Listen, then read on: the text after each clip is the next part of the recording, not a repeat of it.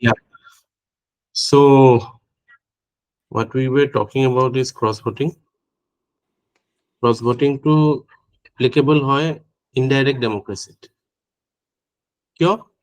Because indirect democracy by indirect election bilakot sekhini electorate thake.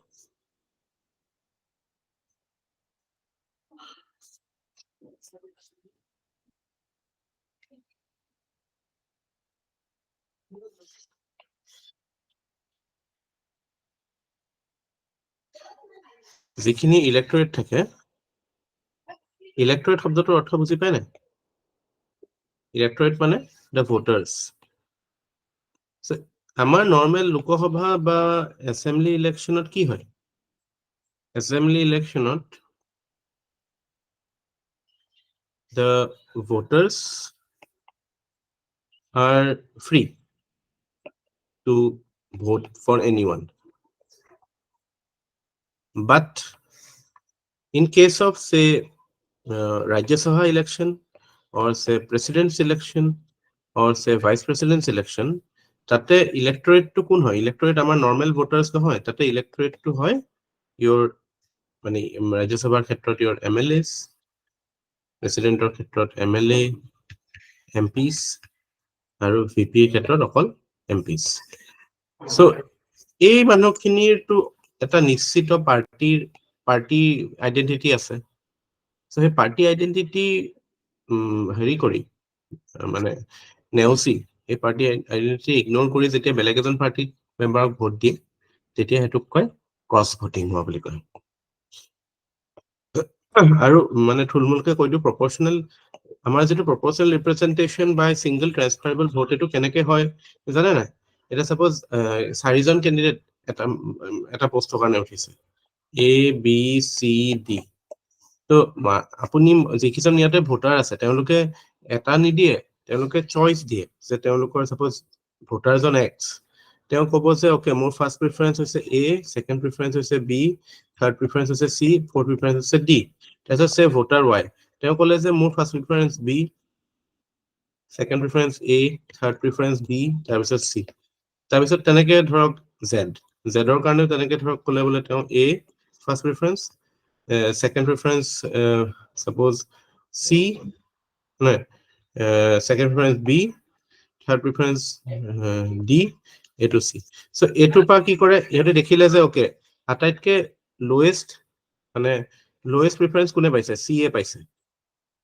So C is automatically omitted from the list এটা C যেটা omit হৈ গল C জুনে দিছিলে এই C দিয়া মানুহকিটাৰ যিখিনি B এটা প্ৰথমবাৰটো A দুটা পালে ন তাৰপিছত B পালে সো ইয়াৰ পা C উঠি গল ন তো ইয়াৰ এইকিটা আকৌ ওপৰলৈ গুচি যাব এইকিটা ওপৰলৈ গুচি যাব সো এই ট্ৰান্সফাৰ হয় ইটো পৰা হিতুলে গম পাইছে না সো এইটো সিস্টেমত মানে এটা এটাকে এলিমিনেট হৈ যাৰ যোন এলিমিনেট হৈ যায় তাৰ ভোটখিনি ইফালে তাৰ বাকি প্ৰিফাৰেন্সখিনি ওপৰ ইটুলে ট্ৰান্সফাৰ হৈ যায় গম পাইছে না that is how মানে party ABC বা candidate ABC is elected এইটো they get a preference of vote এটো ওপৰ নাহে জাস্ট মই আপোনাক বেছি আইডিয়াটো দিলো কাৰণ তেতিয়া আপোনালোকে ক্ৰছ ভোটিংৰ আইডিয়াটো বেছি ভালকে বুজি পাব কাৰণ ক্ৰছ ভোটিংত কি কৰিব ইহঁতি ধৰক হিৰৰ নিজৰ পাৰ্টিটোক বি দি দিলে মই পিছত দি দিলে ইয়াত দি দিলে গম পাইছে না এতিয়া কথাটো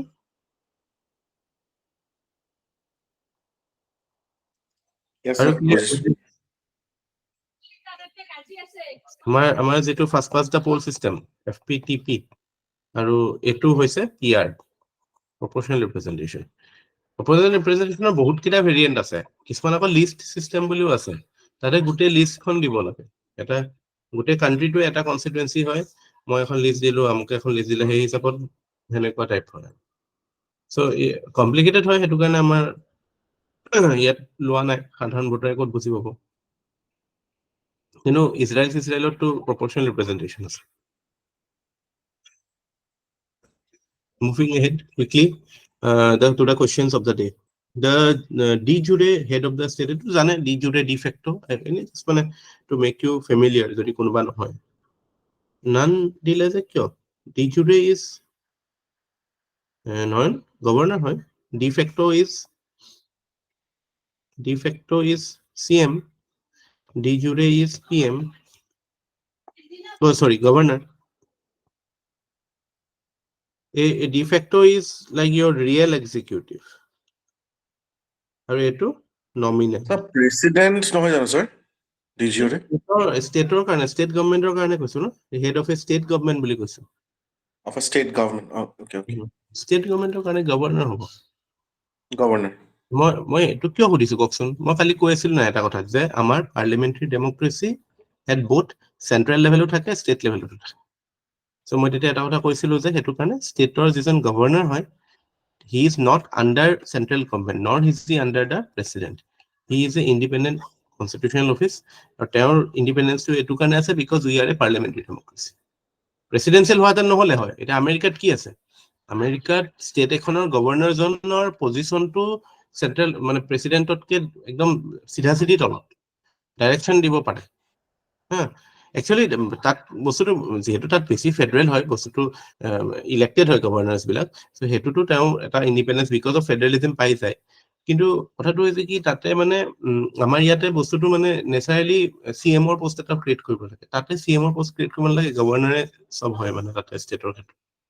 চ' ডেটৱে সেইটো হয়, কিন্তু মানে ডাইৰেকশ্যন দিব পাৰে মানে ইউনিয়ন হেৰিয়ৰ ক্ষেত্ৰত।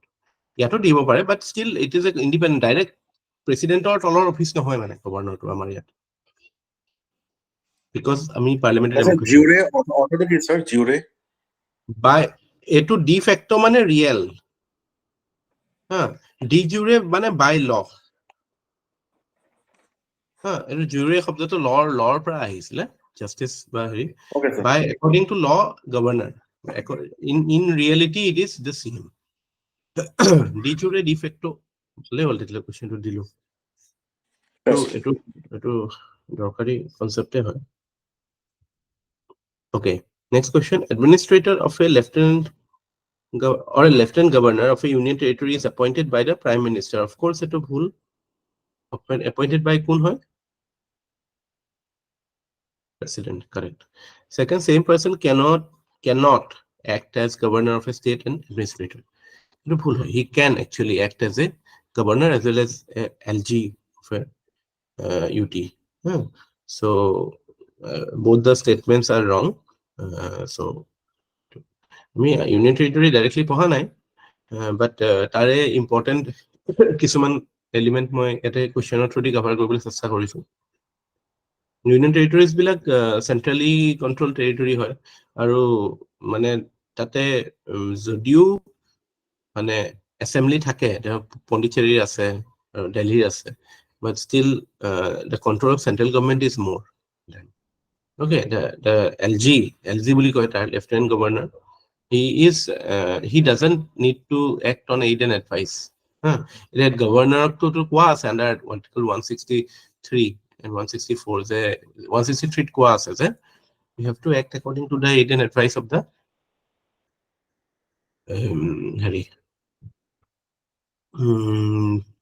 council of ministers, ইয়াতে নহয়।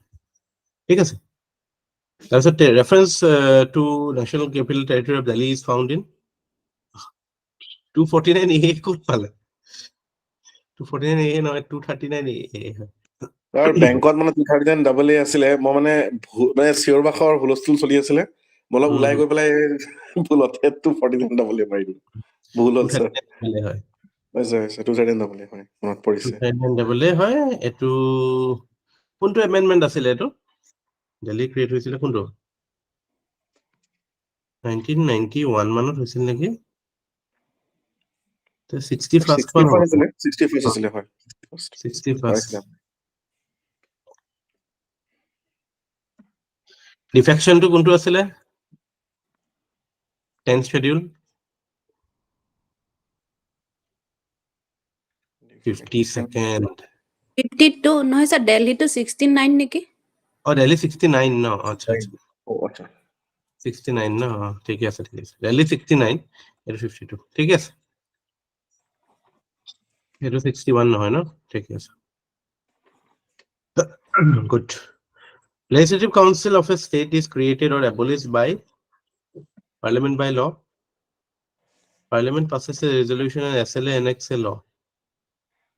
SLA a third to correct হয় state legislature actually legislative council is created or abolished by the Parliament of India, but the resolution to that effect will be passed by the state assembly by a majority, special majority at the pass কৰিব লাগে সেইটো 2/3 present and voting plus majority of the house. মনত ৰাখিব পৰীক্ষাত কোৱেশ্চনটো এনেকৈ আহিব পাৰে যে method of creating a legislative council for Assam is that first of all আমাৰ অসমৰ বিধানসভাই ক্ৰিয়েট কৰিব লাগিব by মানে proposing a resolution and passing it to this majority, and then Parliament has to pass a law based on it. That is the way you create the Legislative Council of a state. The smallest Vidhan Sabha assembly in India in terms of numbers of members is Puducherry. Imana Puducherry. 30 হ'ব লাগে sir 30 30. number. Which of the following Indian states doesn't have a bicameral? Easy, but they will like repeated questions. Okay, very interesting. Find the incorrect statement. 1/6 members of the Rajya Sabha retires at the end of every second year. Kiman hoy? Third sir, 1/3. Correct. The second statement is members are not eligible for re-election after completion of the term. Etu bhul. They are eligible for re-election. Third is that term of the Rajya Sabha member is not 5 years, 6 but 6 years. Just hold on. I'm coming.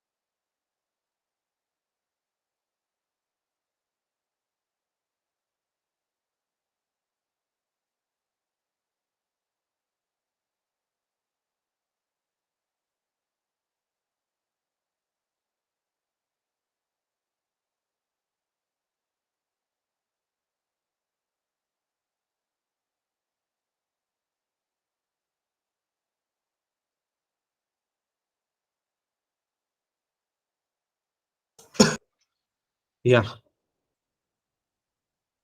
Etu whole.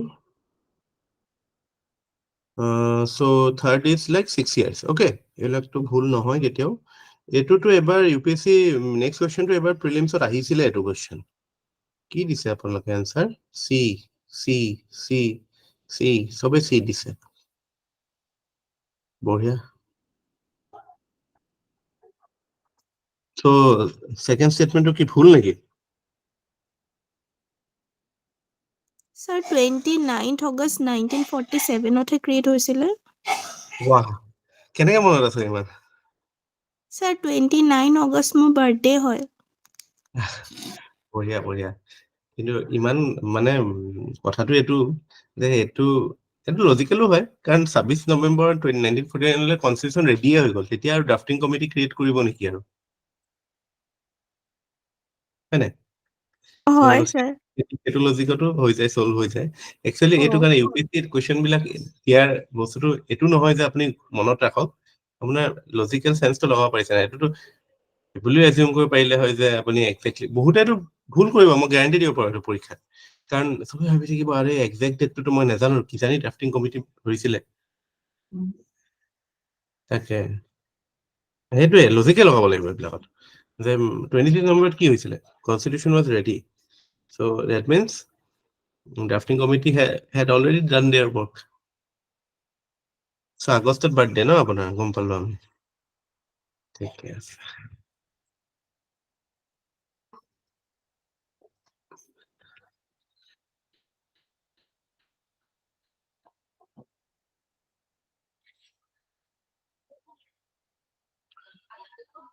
Okay.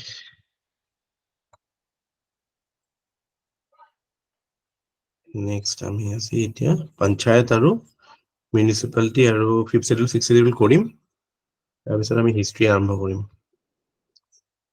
মোক 5 minute এটা time দিয়কচোন হা, মানে কাম এটা ওলাইছে, মই just I am coming in 5 minutes, okay? Be there. Okay, sir.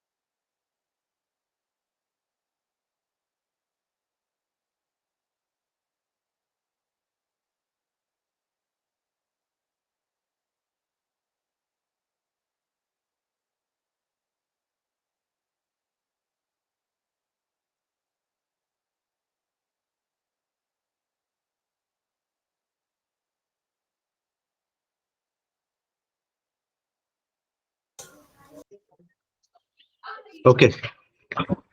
Sorry for the delay. So let's begin. PRIs, Panchayati Raj Institutions. What is it?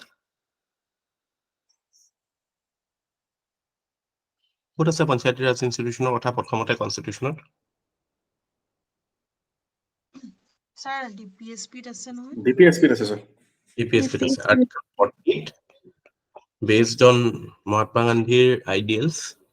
There shall be organization of village panchayats.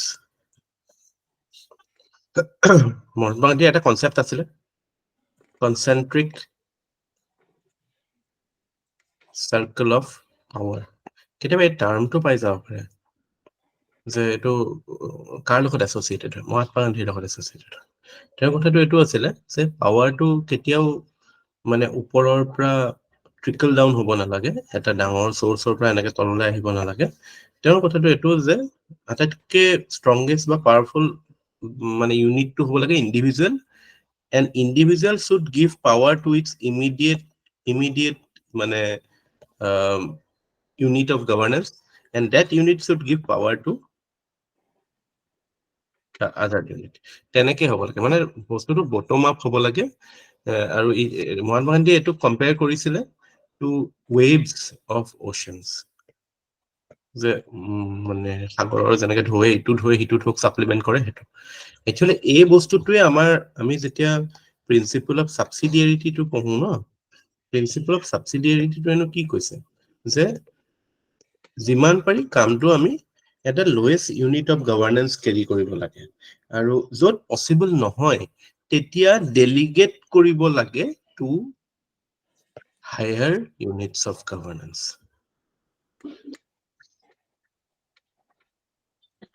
এই আইডিয়াটো totally মানে contrarian idea compared to আমাৰ governance ষ্ট্ৰাকচাৰটো যিটো ষ্টাইলত হ'ল, যে আমি federal government federal hoy, but still we have a strong center. Tarpra parliamentary democracy hoy jot mane the say of Lok Sabha is stronger than the say of Rajya Sabha. So amar baki jikhini structure of governance ase tate ami beshi dekha pau je centralizing tendency to beshi ba mane tolole flow hoar tendency to kom, kintu ei bostu tu আইডিয়াটো actually সেইটো কাৰণে আমি গম পাওঁ যে মহাত্মা গান্ধীয়ে যিটো idea কৈছিল সেইটো totally opposite of what was created by the constitution, but still it was kept there.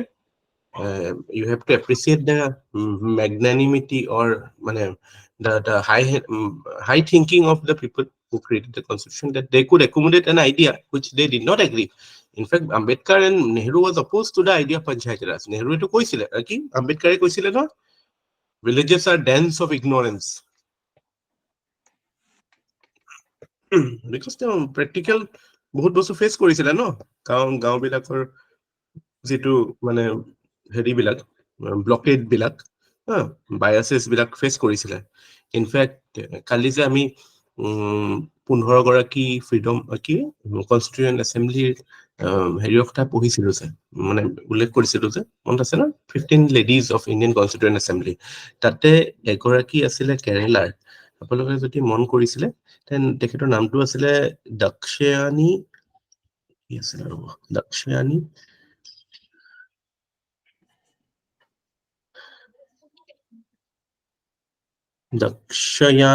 Velayudhan. Dakshayani Velayudhan. She was from Kerala. She is the first from SC community, মানে SC community পৰা হোৱা প্ৰথম তেওঁ মানে পাৰ্লামেণ্টেৰিয়ান আছিলে, youngest পাৰ্লামেণ্টেৰিয়ান আছিলে। আৰু তাতে মানে কাষ্ট বেৰিয়াৰ্ছ বিলাক ইমানেই বেছি আছিলে, আপোনালোকে তেওঁ যিটো কাষ্টত বিলং কৰিছিলে পুলিয়াছ বুলি কয়, এই গ্ৰুপটোৰ মানে মাটিৰ ওপৰত ইমানে দখল কম আছিলে, তেওঁলোকে যেতিয়া কিবা কিবি কাৰণে মিটিং হয় তেওঁলোকে বেকৱাটাৰ্ছত, কেৰেলাৰ বেকৱাটাৰ্ছ থাকে নহয়, মানে নাৱত গৈ পেলাই নদীত পানীত লগ হয় তেওঁলোক, মানে তেওঁলোকৰ মানে ইমানে অপবিত্ৰ বুলি গণ্য কৰিছিল তেওঁলোকৰ প্ৰেজেন্সটো। In fact men and women both could not cover their torso. Torso মানে বুজি পায় ন? কঁকালৰ ওপৰখিনি একো কভাৰ কৰিব নোৱাৰে মতা মানুহ মাইকী মানুহে। She was the first one to do so. So this was the reality, social reality of India. এনেকুৱা এটা কনটেক্সটত আমাৰ মানে ৰিজাৰ্ভেশ্যন হওক বা এইবিলাক আহিছিল। চ' এতিয়া ৰিয়েলিটিটো দেখি পেলাই আমি বস্তুবিলাক হেৰি কৰোঁ। এতিয়া বস্তুটো মিছ ইউজো হয় বা আণ্ডাৰ ইউজো হয়, যাক লাগে তেওঁলোকে নাপায়ো। বাট সেইটো সময়ৰ ৰিয়েলিটিটো ইউ হেভ টু এপ্ৰিচিয়েট, কি পৰিস্থিতিত এইবিলাক মানুহ ওলাই আহিছিল।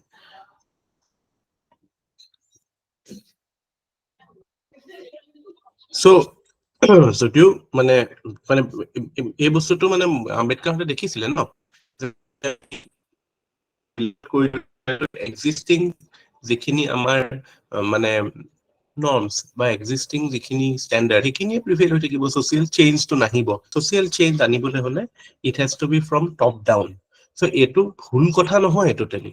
আমাৰ ইণ্ডিয়াত যিমান আপুনি ছ'চিয়েল চেঞ্জ দেখিব, কেতিয়াও গ্ৰাছৰুট মুভমেণ্টৰ কাৰণে ছ'চিয়েল চেঞ্জ খুব কম দেখিব। এতিয়া ধৰক লাষ্ট যোৱা দশকত যিমানখিনি পাৰ্লিয়ামেণ্ট কনষ্টিটিউশ্যনে ডাঙৰ ডাঙৰ জাজমেণ্ট দিলে, নালচা, নৱতেজ সিং জোহৰ, এডাল্ট্ৰি, এইবিলাক কি আমাৰ লোকেল গ্ৰাছৰুট ডিমাণ্ডৰ পৰা হৈছে নেকি? নাই হোৱা ন। আমাৰ ইণ্ডিয়ান ছ'চাইটিখন এনেকুৱা যে য'ত ভাল কাম হ'লে ওপৰৰ পৰাই হ'ব প্ৰথমতে। সেইটো কাৰণে বিউৰ'ক্ৰেচি ইজ ভেৰি ইম্পৰ্টেণ্ট। বিউৰ'ক্ৰেচিৰ থ্ৰু দিয়ে চেঞ্জবিলাক হয়।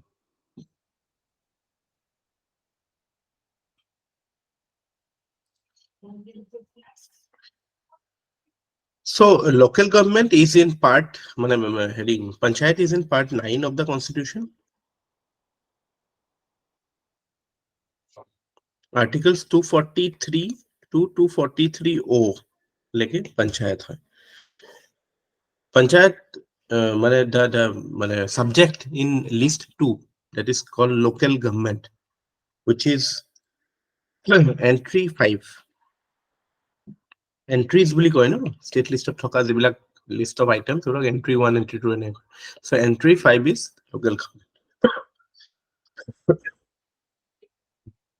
আচ্ছা, আপোনাক মোক ক'ব পাৰিব নেকি লোকেল গভৰ্ণমেণ্ট কোন কেইখন ষ্টেটত নাই? Which states do not have panchayati raj system?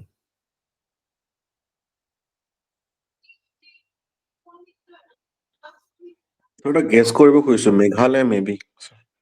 Meghalaya correct, তাত নাই অবভিয়াছলি, বিকজ গোটেইখন ট্ৰাইবেল ষ্টেট হয় আৰু তেওঁলোক আৰু মিজোৰামত নাই। নাগালেণ্ডত নাই। হা? ক'ত? স্যাৰ নাগালেণ্ডে কৈছিল। নাগালেণ্ডত নাই। আৰু এটা জেগাত নাই, কওকচোন। আৰু কোনটো পলিটিকেল? হা? গোৱা। গোৱাত আছে, গোৱাত বহুত গাঁও আছে। গোৱাত ঘূৰা নাই নেকি আপুনি? স্যাৰ ছিকিমৰ গোৰ্খা হেৰিটোত নাই। ছিকিমতো আছে। গোৰ্খাটো দাৰ্জিলিং ৱেষ্ট বেংগল হে। সিহঁতৰ ৰিজনেলি নাই। এতিয়া যেনেকে অসমতো আমাৰ এতিয়া এই BTD এৰিয়াটোত নাই, কিন্তু বাকীটোততো আছে ন। আমাৰ পঞ্চায়ত এক্টখনতো বহুত পুৰণা হয়। কেতিয়া হৈছিল আমাৰ panchayat এক্টখন?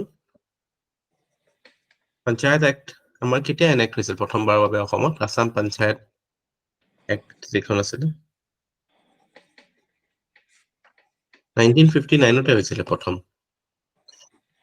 Delhi, union territory of Delhi, তাত নাই। ঠিক আছে, কেতিয়াবা এইকেইটা আহি যাব পাৰে।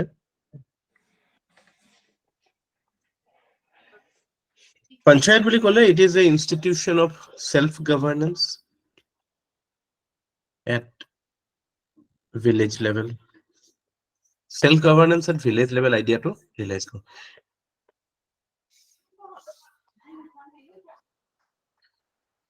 আমাৰ যিটো 73rd কনষ্টিটিউশ্যন এমেণ্ডমেণ্ট সকলোৱে জানে,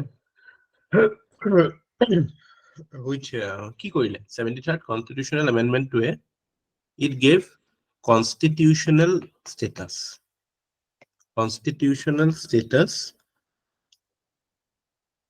to the institution of panchayats.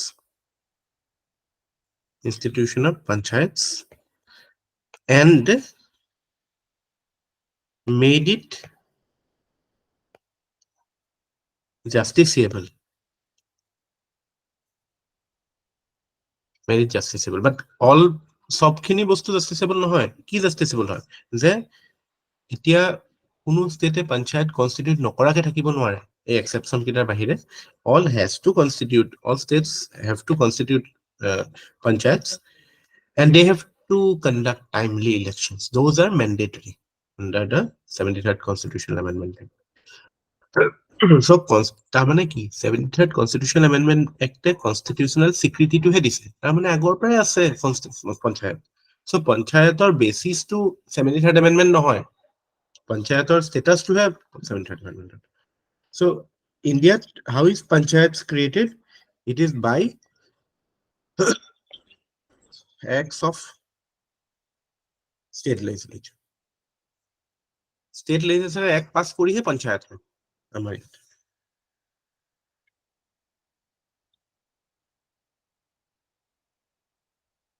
আমাৰ মই অলপ আগতে কৈলো কথাটো আসাম পঞ্চায়তী ৰাজ এক্ট 1959 তে ক্ৰিয়েট হৈছিলে তেতিয়া আকৌ এই মানে 3 টিয়াৰে তেতিয়াও আছিলে মানে গাঁও পঞ্চায়ত আঞ্চলিক পঞ্চায়ত আৰু জিলা পঞ্চায়ত নাছিলে মহকুমা পঞ্চায়ত বুলি কৈছিল কিন্তু পিছত after the enactment of the this 73rd amendment এই একখন এমেন্ড হল আসাম পঞ্চায়ত এক্ট বুলি হল পঞ্চায়ত এক্ট 1992 তাতে 3 টিয়াৰ ডিভিজনটো কি হল এটা গাঁৱত এটা আঞ্চলিক আৰু এটা জিলা পৰিষদ জিলা টাউনত ঠিক আছে বুজি পাইছে কথাটো এটো বহুতে ভাবে যে পঞ্চায়তটো পাৰ্লিমেন্টৰ মানে কনস্টিটিউশনখন মানে 73rd amendmentৰ পিছতহে আমাৰ ইয়াত পঞ্চায়তৰ কথাটো আহিছে ন আৰু এনফোৰ্সিং এনেবলিং মেকানিজমটো ষ্টেট গভৰ্ণমেন্টৰ এক্ট হয়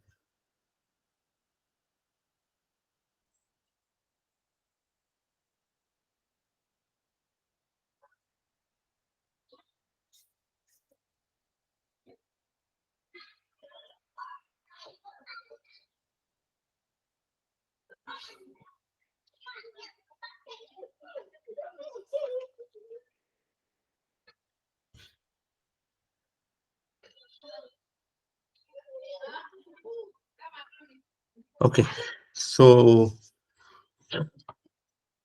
evolution to ইমান important নহয় হয়তো আমি যদি চাও ইন্ডিয়াত কনস্টিটিউশন কেনেকে ওকে সরি পঞ্চায়ত কেনেকে ইভলভ হৈছে কোশ্চেন আহে কেতিয়াবা যেনেকে বলৱন্ত ৰায় মেহতা কমিটিৰ কথা কলো Balwant Rai Mehta committee was constituted in the year 1957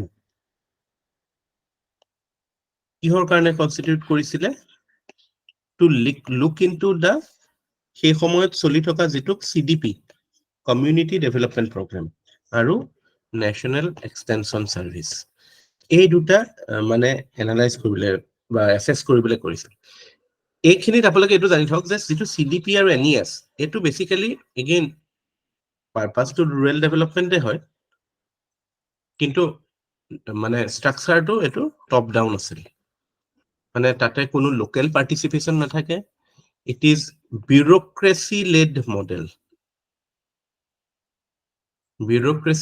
model of village development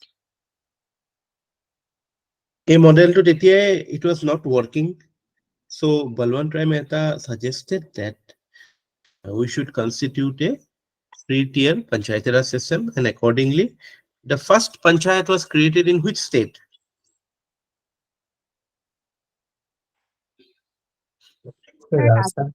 Rajasthaner Nagaur district of Rajasthan prothombar hoise এটা অন্ধ্ৰ প্ৰদেশতো হৈছিলে so that is the idea so মনত ৰাখিব মানে when the new republic was created in 1947 আমাৰ political direction to আৰু economic direction to একে আছিল political direction to more centralized command oriented হ্যাঁ, ইকনমিটো আমি দেখিলো, command economy, state led development. So আমি হেতুৰ মানে প্ৰেক্টিকেল এসপেক্টটো ক'ত দেখা পাওঁ? আমি এইটো দেখা পাওঁ যে সেই সময়ত ধৰক এগ্ৰিকালচাৰ, যদিও ফাৰ্ষ্ট 5 year প্লেনৰ ফোকাস আছিল এগ্ৰিকালচাৰ, কিন্তু সেই ফেজৰ আটাইতকৈ ইম্পৰ্টেণ্ট মানে পলিচি টাৰ্গেট কিহৰ ওপৰত আছিলে? ইণ্ডাষ্ট্ৰিয়েলাইজেশ্যনৰ ওপৰত আছিল। সেকেন্ড 5 year প্লেনৰ পৰা আমি দেখা পাওঁ। So agriculture was not prioritize. এইটোৰ কনচিকুৱেঞ্চ আমি 60s ফেচ কৰোঁ। আৰু পলিটিটো তেনেকে rural development was not prioritized based on grassroots মানে development, but grassroots political activism was not encouraged. Everything was supposed to be top down. আৰু এইখিনিত বহুত কিছুমান পলিটিক্যাল কথাও থাকে, কাৰণ সেই সময়ত মানে যেটো আমাৰ left movement, that was very strong. Left মুভমেন্টটো in states like তেলেংগানা তেতিয়াও সেই তেলেংগানা এৰিয়াটো বহুত বেছি লেফটিষ্ট ইনফ্লুয়েন্স আছিল। ৱেষ্ট বেংগলত, তাৰ পৰা ইফালে কেৰালা চাইলাত বহুত বেছি আছিল। সো সেইটো কাৰণে আমাৰ মানে চেন্ট্ৰেল গভৰ্ণমেন্টৰ পৰা এই বস্তুবিলাক সাপ্ৰেছ কৰিবলৈও সেই সময়ত মানে এই পঞ্চায়তৰ এনকাৰেজমেন্ট ইমান কৰা নাছিলে। সেইটো কনচিকুৱেঞ্চ আমি দেখা পাওঁ, প্ৰপাৰ লেণ্ড ৰিফৰ্ম নহল। সেইটো কাৰণে আমাৰ মানে যেটো প্ৰপাৰ মানে এগ্ৰিকালচাৰে যেটো সাফাৰ কৰিলে, আৰু মানে প্ৰপাৰ ডেভেলপমেন্ট যেটো ইনইকুৱেলিটি আতৰা বা মানে পভাৰ্টি এলিভেশ্যন টাৰ্গেটছ বিলাক ফুলফিল হোৱা নাছিল। এটা মানে বহুতে মানুহে, মই personally left front right front মোৰ একো নাই, I am a academician, I am a teacher. So বস্তুবিলাক সবে এনালাইজ কৰিব লাগিব। কিন্তু আমি যদি এটা ফেজ যদি চাওঁ, এদিনাখন মই দেখা পালো এইটোৰ ওপৰত আলোচনা হৈ আছিলে যে বেংগলত যেতিয়া 70s হেৰি আহিলে, লেফট ফ্ৰন্ট গভৰ্ণমেন্ট আহিলে, তেতিয়া কিন্তু মানে প্ৰথমবাৰৰ বাবে বেংগলত পুৰা লেণ্ড ৰিফৰ্ম হ'ল। তাৰপিছত মানে agriculture started doing well, better. But again, তাৰ নেগেটিভ কনচিকুৱেঞ্চ লৈ পেলাই মানে মানুহবিলাক মানে গুণ্ডামিৰ ফালেও বাহিলে, ইণ্ডাষ্ট্ৰি টোটেলি বেয়া পোৱা হৈ গ'ল। এইটো কাৰণে এমপ্লয়মেণ্ট মানে এগ্ৰিকালচাৰ কিমান এমপ্লয়মেণ্ট দিব, তাত মানে প্ৰডাক্টিভ এমপ্লয়মেণ্টটো দিব নোৱাৰে। সো সেইবিলাক পলিটিকেল টেণ্ডেঞ্চিটো গম পাইছে, সন্দেশ খালি এইবিলাক চিংগুৰ টিংগুৰ আগতে হৈছে। সো মই এইটো কথা ক'ব গৈ আছো যে যেটো আমি কমান্ড CDP, যেটো কমিউনিটি ডেভেলপমেন্ট প্ৰগ্ৰাম হয় বা নেশ্যনেল এক্সটেনশন সাৰ্ভিস হয়, that was based on a model of economic and political ideas that was dominant at that time. সেইটো কিন্তু পঞ্চায়তী ৰাজ আছে কাউন্টাৰ ভিউ। সেইটো কাৰণে সেই সময়ত এইটো কনষ্টিটিউচনেল ষ্টেটাসো পোৱা নাছিল বা এইটো BPSC-তে হৈছিলে। পিছত মানে যেতিয়া ইকনমিক ৰিফৰ্মছ হ'ল, ইকনমিক ৰিফৰ্মছত এইটো এটা এসেনশিয়েল পাৰ্ট আছিল যে ইউ হেভ টু এনচিয়ৰ পাৰ্টিচিপেটৰী গভৰ্নেন্স। যেটো আমি এথিক্সৰ আগতে পঢ়িছো, গুড গভৰ্নেন্সৰ কথাটো মনত আছে? গুড গভৰ্নেন্স আপোনালোকে পঢ়িছে? গুড গভৰ্নেন্স যেটো আইডিয়া হয়, এইটো ৱৰ্ল্ড বেংকে দিছে, মানে ফৰ্মুলেট কৰা আইডিয়া হয়। সো ৱেষ্টাৰ্ণ কাণ্ট্ৰিয়ে ফৰ্মুলেট কৰা আইডিয়া হয়। সো সেই সময়ত যেটো গুড গভৰ্নেন্সৰ এটা ইম্পৰ্টেণ্ট এছপেক্ট হয় পাৰ্টিচিপেটৰী governance. People should participate in the affairs of the government. People should be one of the key stakeholders. হেতুৰ আমি প্ৰেক্টিক্যালি কেনেকৈ হেতু কৰিম? আমিতো মানুহক মাতি পেলাই দিল্লীত পাৰ্লিয়ামেণ্টত পাৰ্টিচিপেট কৰিবলৈতো ক'ব নোৱাৰো। So we have to create certain structures of government near the people. হেতু এনচিয়ৰ কৰিবৰ কাৰণে আমি 1992 we created this. So in a way you can say the constitutionalization of the panchayats was a consequence of the liberalization policy that we undertook post 1991. ঠিক আছে? So we had to open up, and তাতে সেইবিলাক কণ্ডিশ্যনো আছিল যে good গভৰ্নেন্সৰ ক্ষেত্ৰত মানে we have to take up certain initiatives. So সেইটো এটা কথা। আৰু obviously আমাৰ কনষ্টিটিউচনতে কৈছে যে we should aspire, directive principle কি হয় যে with time we should go towards that direction. সেইটো হিচাপত আমি কৰিলো। ঠিক আছে? সো এই বস্তুটো জনাটো বহুত দৰকাৰী হয়। পঞ্চায়তী ৰাজ কেনেকে আহিছিলে, সেই সময়ত আমি কিয় কৰা নাছিলো, বিকজ আমাৰ পলিচিটো হেনেকুৱা আছিল। পৰীক্ষাত আৰু আহিব পাৰে কি বস্তু, এইটো কমিটি কথা। আৰু বাকি কেইটামান কমিটি আছে, GVK ৰাও কমিটি, তাৰ পৰা কিবা থুংগুন, কোনোবা এজনে কৈ আছিল আপোনাৰ Singhvi committee, Thungon committee, Gadgil committee, এইবিলাক সব Panchayati Raj related.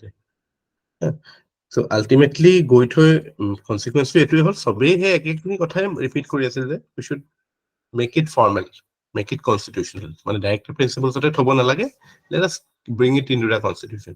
So slowly but surely 80s ot choli asile Rajiv Gandhi time ote, by the time মানে মানে এফালে হেৰি হলো 1992 Narasimha Rao time we made it as a part of the constitution properly.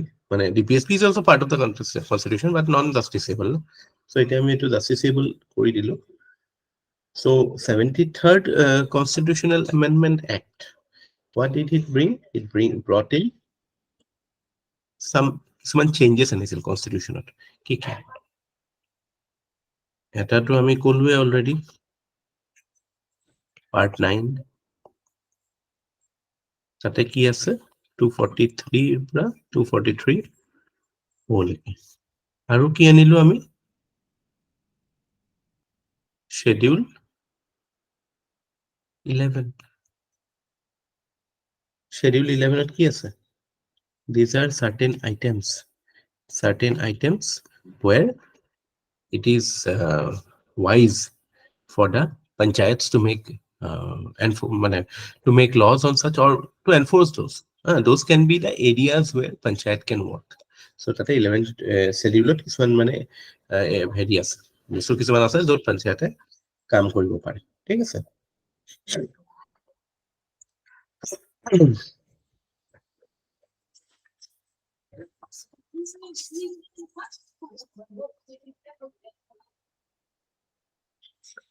Democratic ডিচেন্ট্ৰেলাইজেশ্যন, direct ডেমক্ৰেসি, এইবিলাক মানে যদি দেখে তাৰমানে it is talking about Panchayati Raj. কাৰণ পঞ্চায়তী ৰাজত ডাইৰেক্ট ডেমক্ৰেসি আমি ক'ত দেখা পাওঁ? আমি পঞ্চায়তী ৰাজত ডাইৰেক্ট ডেমক্ৰেসি ক'ত দেখা পাওঁ? ইন 243 কোনটো? What is the institution of direct democracy that we have? Open 243A. Gram Panchayat. Nohoy, Gram Sabha. Gram Sabha is different from the 3-tier Panchayati Raj structure. It's a Gao Panchayat, Nogor, okay? Ansoli Panchayat aru jitu Zila Porishod koiso tatke etu beleg bostu Gram Sabha to. Gram Sabha to 243A create kora. This is a institution of direct democracy. Created by the 73rd Amendment Act. Okay, so tate mane what are its nature? It is actually a direct democracy mechanism because tate who are the members of Gram Sabha? All the voters of an area are the members of the Gram Sabha. It's a body consisting of all the eligible voters of that area. Voter mane for all constituencies. So all registered voters are there. So basically mane people are directly participating in that capacity. They are not electing somebody, they are actually participating. It is like the General Assembly of all the village. So it jodi kaile apolok hude je which of the following represents direct democracy? Parliament, State Legislative Assembly, Gram Panchayat, Gram Sabha. Tata ki dibo answer to? Gram Sabha dibo. Because this is direct. Hi bilakot amar indirect hoy no? Parliament to indirect hoy. I mean, representative, India is a representative democracy. So, I mean, direct no hoy. I mean, we are sending our representative to represent us. Or natural hoy because such a diverse country with so many population and people with so many things to do. So we cannot do everything. So we send some specialist to do that job. So representative. But kobat jodi direct democracy ami dekha pao India kod dekha pao Gram Sabha. Ono thakibo na? Yes, sir.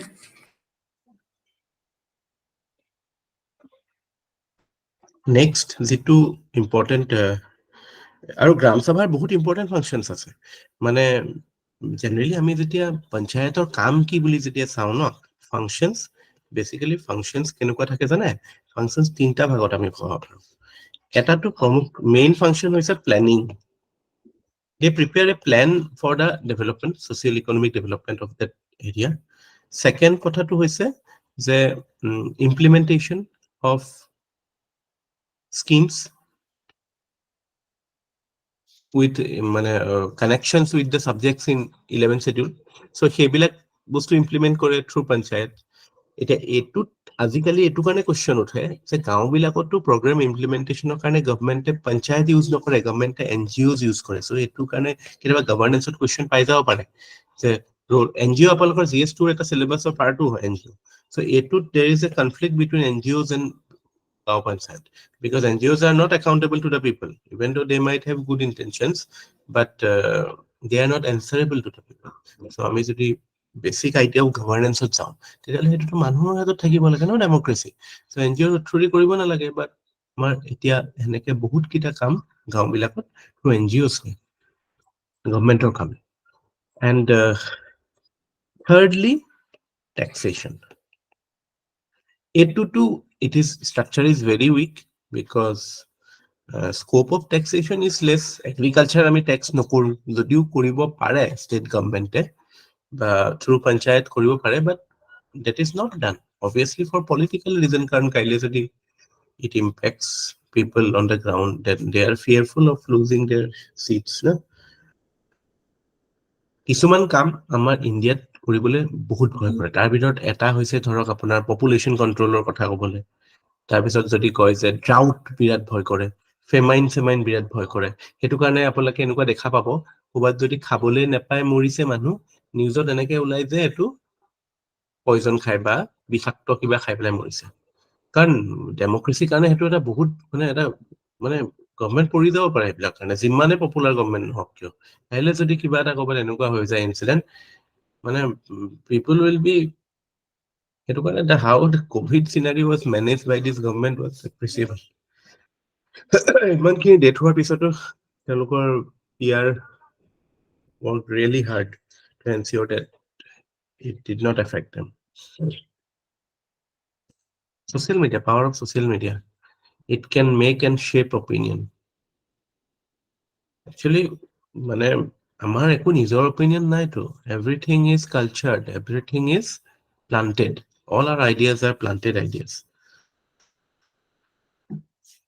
সেইটো বেলেগ এটা ডমেইনত গুচি যায়। These are the functions of Panchayati Raj. So এইখিনি কাম কৰোঁতে এতিয়া মানুহখিনিৰ পৰা তাৰপিছত আমি এটা বস্তু চাব লাগিব, ইলেকশ্যন। আমি ক'লো যে 3টা টিয়াৰ হয়, গাঁও পঞ্চায়ত থাকে আৰু আঞ্চলিক থাকে আৰু জিলা পৰিষদ থাকে। এইটো সব ষ্টেটত বেলেগ বেলেগ হয় দেই নামবিলাক। আমাৰ অসমৰ কাৰণে অসমৰ কথাকেইটাত মই জোৰ দিম, কাৰণ কুৱেশ্যনবিলাক অসমৰ ৰিলেটেড আহিব। চ' যিখিনি আমাৰ পঞ্চায়ত গাঁও লেভেল হয় এইবিলাক আৰু আপোনাৰ হেৰিয়ত হয়, মেম্বাৰ্ছ বিলাক ইলেক্টেডে হয়। All the members of panchayats shall be elected directly by the people. Members বিলাক elected directly. আৰু president will be from among the members, president of the panchayat, chairperson, whoever is chairperson, and he is elected indirectly from amongst the elected members.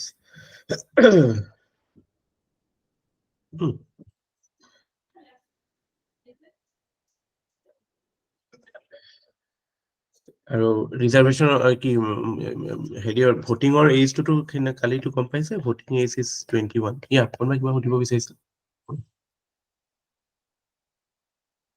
Any question? No question. ৰিজাৰ্ভেশ্যনৰ ক্ষেত্ৰত obviously there is reservation for SCs, STs and women. Womenৰ কাৰণে এতিয়া it is a constitutional mandate that there has to be 1/3 reservation.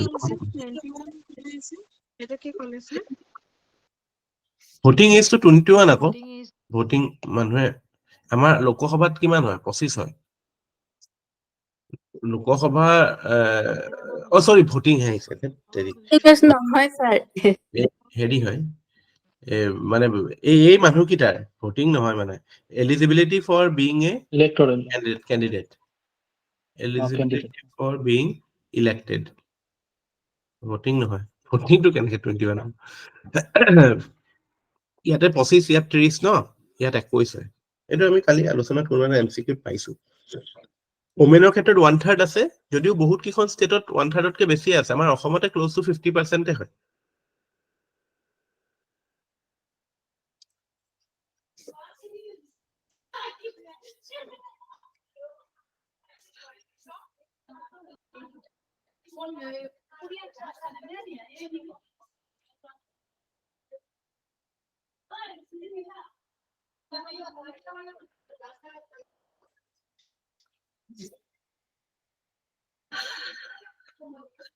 What is the duration?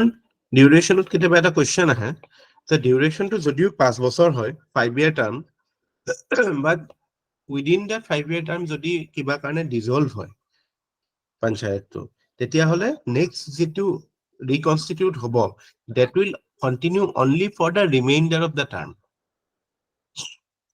বুজি পাইছেনে কথাটো? Yes, sir. The reconstituted panchayat will continue for only the remainder of the term. তাৰপিছত আমাৰ under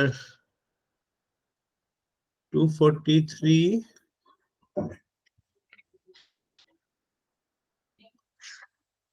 দুটা institution create কৰিছে 73rd amendment এটা হৈছে state election commission আৰু এটা হৈছে state finance commission state election commission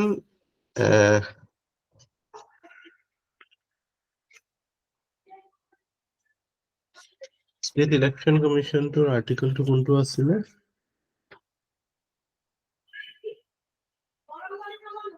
to 243K no Okay. Yeah, election to panchayat subject superintendence direction and control of the preparation of electoral rolls or and conduct of all elections to the panchayats shall be vested in state election commissioner. Amar Asomor khetrot state election commissioner not only panchayat side but also jikhini amar ei ami eta next ditu pohim schedule areas bilakor election bila আমাৰ BTR or election এইবিলাকো state election commission আছে এটো election commission of India আছে তাতোটো election হয় ন I hope you know 6 scheduled areas border territorial region তাৰপৰা আমাৰ কাৰ্বি তাৰপৰা এইটো তিনটা আছে নহয় নৰ্থ কাছাৰ সো তাতে election autonomous হেৰিয়ত এটো হেৰিয়া state election commissioner পাতে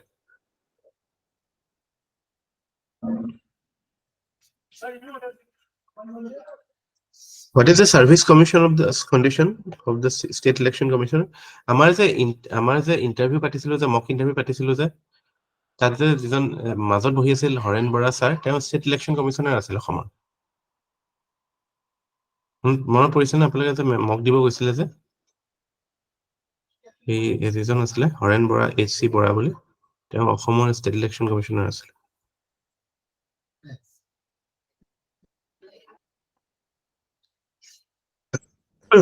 তাৰপিছত he is appointed by the governor আৰু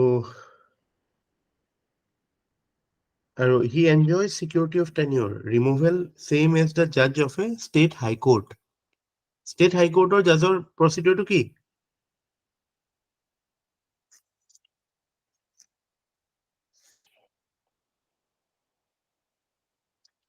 removal so he enjoys security of such tenure so state high court judge or procedure to ki The 2/3 present and voting আৰু majority.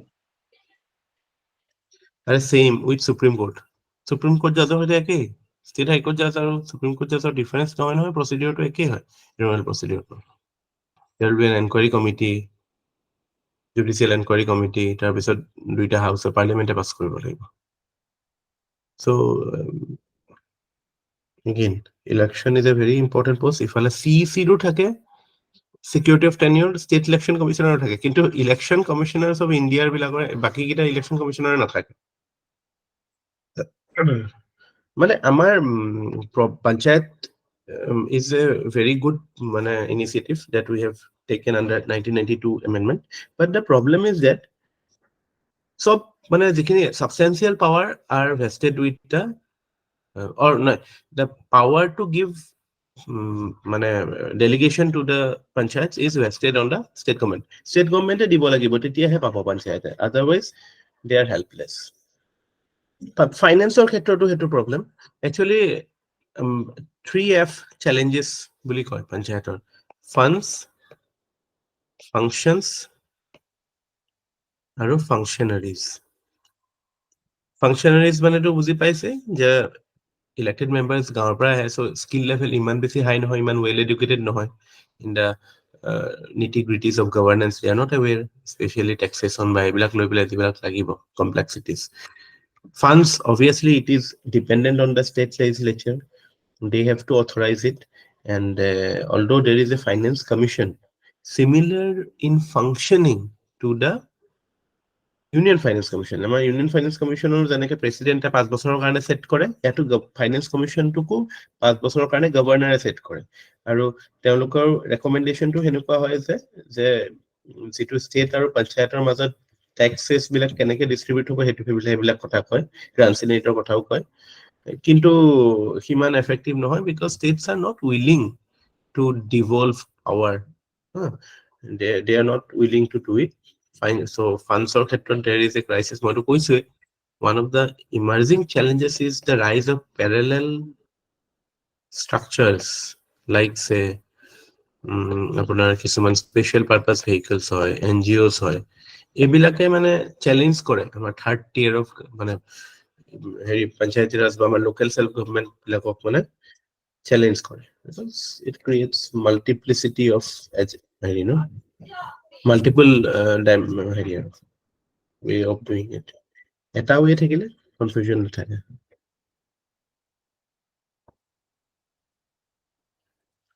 State মনত ৰাখিব, state finance কমিশনৰ এটা important কাম হয় যে to recommend to the union finance commission regarding the measures that can be taken by the state government of that concerned state to improve the resources of the panchayat. Hetu khetrot dibo pare, he hisabot union finance commissioner ei koribo.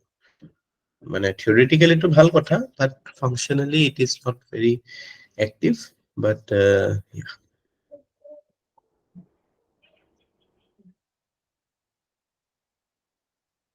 আপোনালোকৰ কোনোবাই আছে audit service পাইছে, সাম audit service, তাতে এইবিলাক panchayat audit, local audit এইবিলাকে কৰে।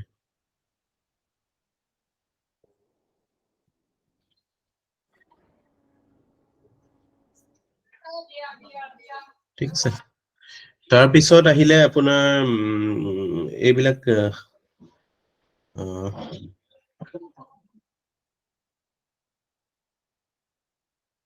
11 schedule কি কি বস্তু আছে এইবিলাকটো অকমান মানে ইউ ক্যান গেছ, যেনেকৈ এগ্ৰিকালচাৰ আহিলে, ল্যান্ড ইম্প্ৰুভমেন্ট আহিলে, মাইনৰ ইৰিগেশ্যন, ফিচাৰিজ এইবিলাক কথা থাকে।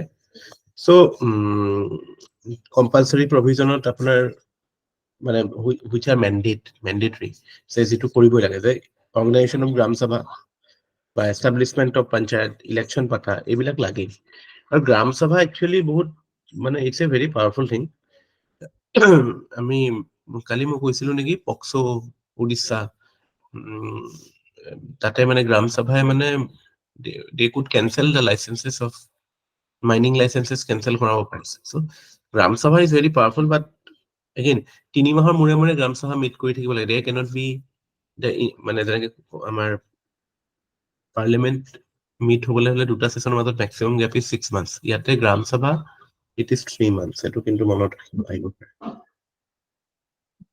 So all in all, you can summarize it with the fact that we can make panchayats more effective by giving more power to the panchayats. Basically, we are by transferring the voluntary provisions, say like financing, taxation power, representation. Our major problem ki hoy jane, এই আঞ্চলিক পঞ্চায়তত আমাৰ যিবিলাক MLA আৰু MP থাকে ন, এইবিলাকো they become the members of আঞ্চলিক panchayat. So conflict of interest আহিছে, তেওঁলোকৰ এটা বেলেগ ইন্টাৰেষ্ট থাকে, so তেওঁলোকে নিজৰ ডাইৰেকশ্যনত লৈ যাবলৈ চেষ্টা কৰে, পেট্ৰনাইজিং টেন্ডেন্সি এটা থাকিবই MP MLA। আৰু আমাৰ মানুহবিলাকটো কেনেকুৱা, ডাঙৰ মানুহ দেখিলেতো আৰু হাত ভৰি চব বন্ধ হৈ যায় ন। so সেইটো এটা মেজৰ ফেক্টৰ হয়, অসমতো আমি দেখা পাওঁ সেইটো।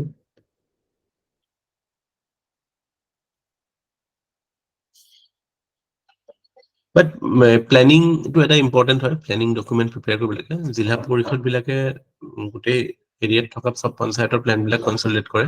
আমি যে মিউনিচিপালিটি পঢ়িলে গম পাম যে এই মানে there is a synchronization of planning between the panchayat and municipalities through the district planning committee. That was a municipality create. So, 74th amendment of create.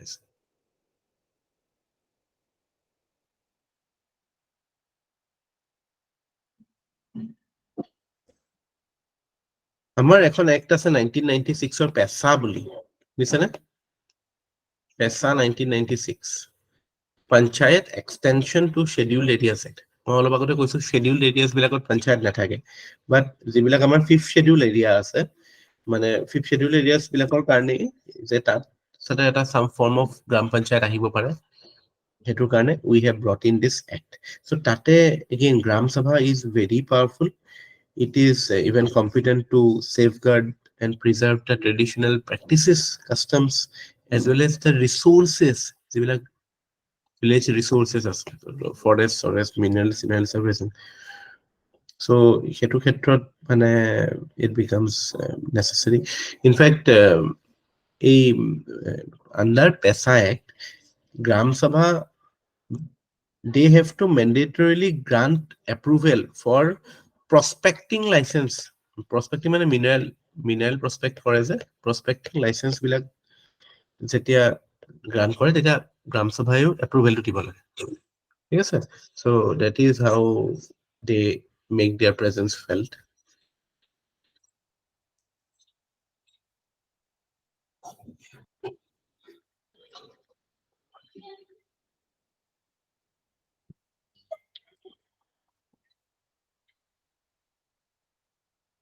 actually মানে পঞ্চায়ত যদি কিয় কাম নকৰে এটা আমাৰ এতিয়া কি হয় যে আমি এতিয়া ধৰক এজ এ মানে we have a representative at parliament we have a representative at assembly আৰু আমি আৰু এফালে কন্ট্ৰিবিউট কৰো থ্ৰু ট্যাক্সেশন যে আমি যেতিয়া ট্যাক্স দিও so we develop a stake so এটো বহুত ইম্পৰ্টেন্ট হয় যে ৰিসোৰ্স জেনাৰেশন যেতিয়া নিজৰ পৰা নহয় যেতিয়া you are dependent on grants তেতিয়া কোনো ইনসেন্টিভ নাথাকে মানুহৰ কাৰণে লোকাল মানুহৰ কাৰণে তাতে ইনভলভ হোৱা যে ওকে ঠিককে কৰিছে না আমি এটা ট্যাক্স যেতিয়া দি আছো আমি এটো এনসিওৰ কৰি চেষ্টা কৰো যে আৰে আমি পইচা দিছো টোল দিছো ট্যাক্স দিছো আমাৰ পইচাটো ভালকে ইউজ হৈছে নাই ডাইৰেক্টলি নহলে ইনডাইৰেক্টলি পেপাৰ পত্ৰ through the media through the আমি চেষ্টা কৰো কিন্তু পঞ্চায়তত সিস্টেমটো এনেকুৱা হয় যে it is so dependent on external finance external funds that element is missing so কাইলে যদি মানে এটু কথা মনত ৰাখিব যে লোকাল ট্যাক্সেশন সিস্টেম এটা কৰাটো বহুত দৰকাৰী হয় যিমান সৰুকে নহলেও কিয় তেতিয়া মানে একাউন্টেবিলিটি টো আহি যায় ন citizen can hold the government to account at grassroots level otherwise কি হ'ব ফান্ড উপৰ পৰা আহিছে আমাৰনো কি আহিছে জাকাহে দিছে গ্ৰাম সভা এতিয়া এই বেনিফিচিয়াৰী আইডেন্টিফিকেশনৰ ক্ষেত্ৰত বহুত কৰাপশন হয় বিলাকত বেনিফিচিয়াৰী আইডেন্টিফিকেশন পঞ্চায়ত বিলাকত আমুকৰ ঘৰত পালে ফেসিলিটি আপোনালোকে গাঁও চাও বিলাকত গলে কেতিয়াবা শুনা পাবই আমুকৰ ঘৰত পালে আমুকৰ ঘৰত চাকৰি আছে কাৰণে নিদিলে কিন্তু এনেকুৱাটো ডাইৰেক্ট মানে মানুহে উঠিবলৈও নাযায় যে ক'ত চাও কন্ডিশন ক'ত আছে এনেকুৱা চাকৰি থাকিলে যে নাপাব বা চাকৰি নাথাকিলে যে পাব ক'ত আছে চাও nobody is going to ask because they have তেওঁলোকে জানে যে যেটো পঞ্চায়তৰ পাই আছে হেতু টাইপ মানে it is like a মানে হেৰি আৰু গ্ৰেছত পোৱা নিচিনাকে ট্ৰিট কৰে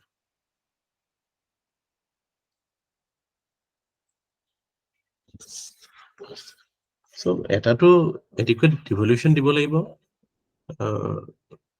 মানে পলিটিচিয়ান মিসইউজ কৰেটো হয় একচুয়ালি মনত ৰাখিব মানুহক ভাল হ'বলে আপুনি এটো এক্সপেক্ট কৰিব নোৱাৰে যে আপোনাৰ মানুহ ভাল হ'লে সিস্টেম ভাল হ'ব আপুনি সিস্টেমটো ঠিক কৰিব লাগিব ষ্ট্ৰাকচাৰটো ঠিক কৰিব লাগিব ইনষ্টিটিউচনাল ষ্ট্ৰাকচাৰছ বিলাক ঠিক কৰিব লাগিব থ্ৰু ল থ্ৰু আমাৰ statutory mechanism you create certain structures so that it becomes difficult for bad people to survive আমি এটো হোপলেছ কথা এটা যে মানুহ ভাল হ'ব তেতিয়া সিস্টেম ঠিক হ'ব that is a hopeless situation যদি কাইলে ইন্টাৰভিউটো খুদে ন এটো কথাত এমফাসিস দিব যে our target will always be to improve the institutional integrity rather than individual integrity লাগিব বাট হেতু আপুনি কিমান ষ্টেক হলে কৰিব এথিক্স পঢ়াই পেলাই মানুহ মানে দেখিছে ন কি অৱস্থা সো ইনষ্টিটিউশনখন যেতিয়ালৈকে ঠিক থাকিব যে মই ক'লো না আজি যদি স্কোপে নাই কৰাপশন কৰা এতিয়াটো ক'ৰ পৰা কৰিব কথাটো হেনেকুৱা হয়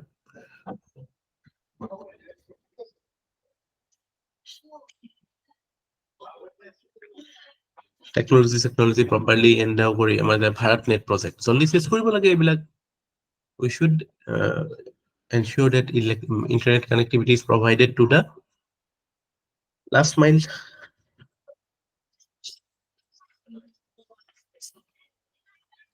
তাৰপিছত আহি গ'ল আমাৰ মিউনিচিপালিটি পঞ্চায়তটো হ'ব না পাৰিব এইখিনি এৰিয়াতে কোৱেশ্চন আহিব আৰু বেলেগ একো নাই এইবিলাক ৰিপিটেড এৰিয়াছ আৰু 5 বছৰৰ পিছত ডিজলিউচন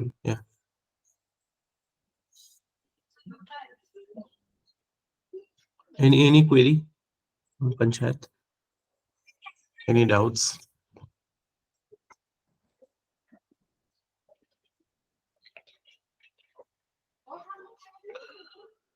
No doubts. Good.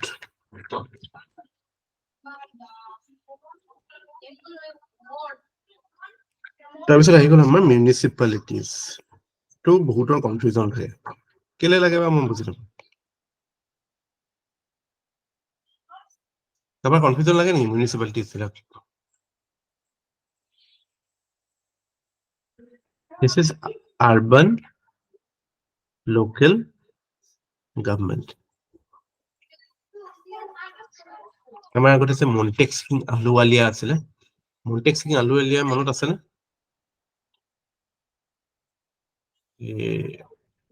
Yes, sir. wife নামটো মন্টেক সিং আলুৱালিয়াৰ যিগৰাকী ৱাইফ আছিলে নামটো পাহৰিছো আৰবান এফেয়াৰ্ছৰ ওপৰত বহুত ধুনীয়া ধুনীয়া আৰ্টিকেল লিখিছিল ঢুকালে মানুহগৰাকী বহুত ভাল ভাল লিখিছিলে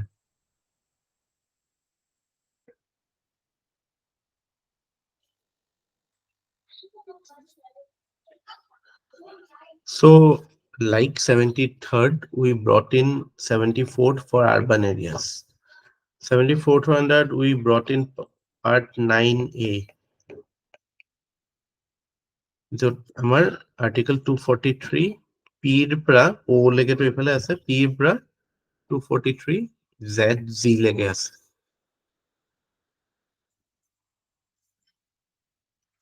আমাৰ বেসিক্যালি দুটা টাইপৰ মিউনিচিপালিটিজ থাকে মিউনিচিপালিটিজ মানে আৰবান লোকেল গভৰ্নমেন্ট ষ্ট্ৰাকচাৰটো কি যিবিলাক আমাৰ অকমান মানে ডাঙৰ এৰিয়া সেইবিলাকত আমাৰ থাকে মিউনিচিপাল কৰ্পোৰেচন আৰু যিবিলাক সৰু এৰিয়া সেইবিলাকত থাকে মিউনিচিপাল বাকি ধৰক আপোনাৰ এইবিলাক সৰু সুৰা জেগা লৈ পেলাই মানে আপোনাৰ town area committee cantonment board so এনেকে এইবিলাক থাকে কিন্তু মেইনলি আমি যেতিয়া কওঁ মানে আমাৰ যিখিনি সিভিলিয়ান আৰবান ষ্ট্ৰাকচাৰ এটা ইদাৰ মিউনিচিপালিটি পাম নহলে মিউনিচিপাল কৰ্পোৰেচন পাম ইভলিউশনটোৰ কথাটো আমি অলৰেডি ডিসকাস কৰিছিলো সেইদিনাখন lord Ripon father of local self government তাৰপৰা প্ৰথম ইণ্ডিয়াত মিউনিচিপাল কৰ্পোৰেচন মাদ্ৰাছত আছিল first municipal corporation was at Madras year 1688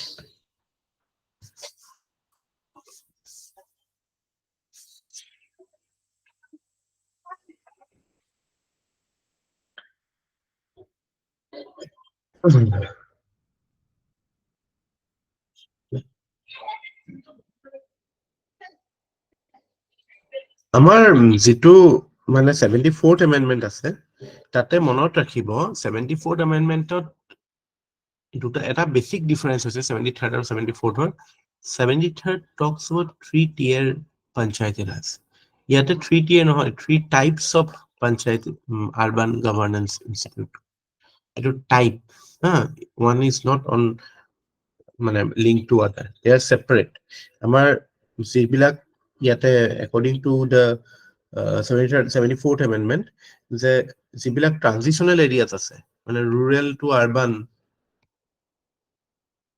পথত আছে সেইবিলাকত থাকিব নগৰ পঞ্চায়ত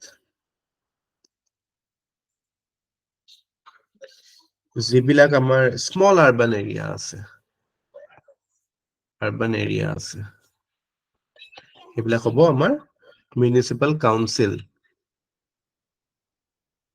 আৰু লাৰ্জাৰ আৰবান এৰিয়া সেইবিলাক হ'ব আমাৰ কৰ্পোৰেচন মিউনিচিপাল কৰ্পোৰেচন ঠিক আছে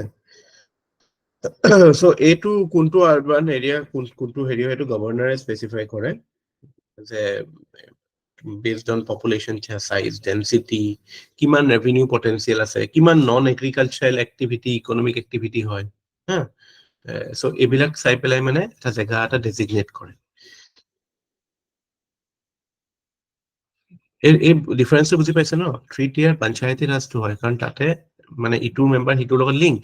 আমাৰ আঞ্চলিক পঞ্চায়তৰ কাৰণে গাঁও পঞ্চায়তৰ পৰা মানে হেৰি হয় চেয়াৰপাৰ্চন ইয়াৰ পৰা যিখিনি ইলেক্টেড হয় তেওঁলোকে আকৌ ইফালে তাৰপিছত ছেপাৰেটলি ইলেকশ্যনো হয় জিলা পৰিষদৰ কাৰণেও, কিন্তু বস্তুটো মানে organically they are linked, but here it is separate based on the size of the township, ঠিক আছে?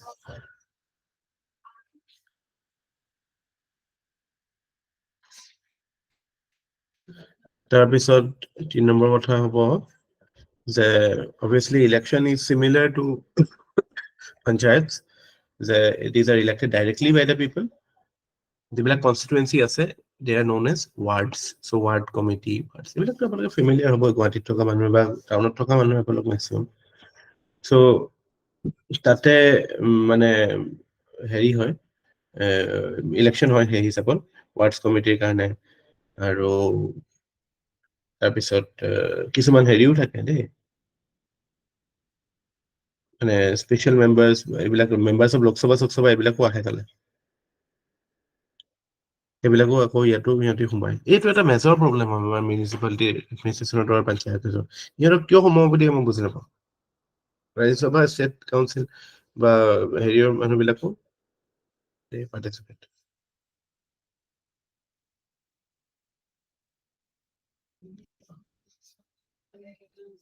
বিকজ কথাটো চাওক, ইণ্ডিয়া মানে আমাৰ যিটো ছ'চিঅ' ইকনমিক কণ্ডিশ্যন, যিখিনি মানুহ ইলেক্টেড হৈ আহিব তেওঁলোকৰ যিটো পজিশ্যনত থাকিব, আৰু তাৰ ওপৰত যেতিয়া এজন MP MLA আহি যায় তো obviously he will dominate them না।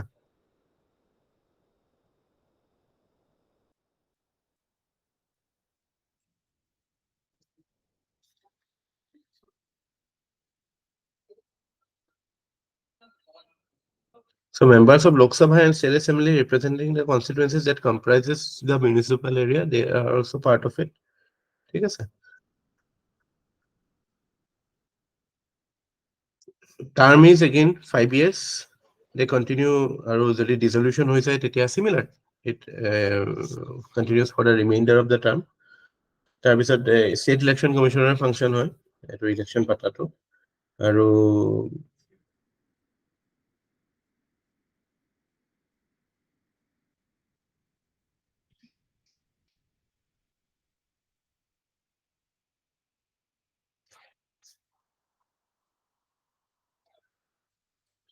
ফাংচনৰ ক্ষেত্ৰত মানে এটাটো একেই যে preparing plans for economic development, implementation of schemes for economic development and justice, যিবিলাক ৰিলেটিং টু 12th schedule ইয়াত আহে ন পঞ্চায়তৰ মিউনিচিপালিটিৰ কাৰণে। কিন্তু problematic area to again finance, because the state legislature has to authorize the municipality to levy or collect taxes, but still municipalities are self-financing mode is better. They property tax, kiba kibi entertainment tax, kisman they have certain sources of funding. They are in fact doing better in that regard.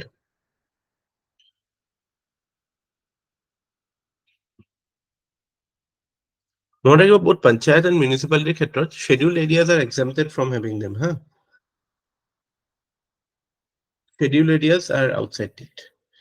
আচ্ছা, এতিয়া ইয়াতে আমাৰ মই কৈছিলো যেনেকে আমাৰ 73rd we created State Election Commission and State Finance Commission. 74th আমি কি ক্ৰিয়েট কৰিলো, এইটো মনত ৰাখিব আহিছে পৰীক্ষা, District Planning Committee আৰু Metropolitan Planning Committee. Actually আপুনি 73rd 74th পঢ়িলে এনেকুৱা লাগিব যে গোটেই পঞ্চায়তটো একচুয়ালি প্ল্যানিং কৰিবলৈ বনাইছিল নেকি, মানে মেইন ফাংচনটো মানে এটা প্ল্যান বনোৱা ইমপ্লিমেন্টেশনত কিয় এই প্ল্যানিংটোত মানে বস্তুটো এনেকুৱা যে যিমান ডিস্ট্ৰিক্ট লেভেল প্ল্যানছ বিলাক বনে ন পঞ্চায়ত মিউনিচিপালিটিত, সেইবিলাক একদম মানে ওপৰত ডিস্ট্ৰিক্ট লেভেলত গৈ কনসলিডেট হ'ব হা আৰু কনচেলেট হৈ পেলাই মানে একেলগে ডিস্ট্ৰিক্ট প্ল্যান হিচাপে প্ৰেজেন্ট হ'ব কিন্তু কাম কি হয় এইটো ভগৱান জানে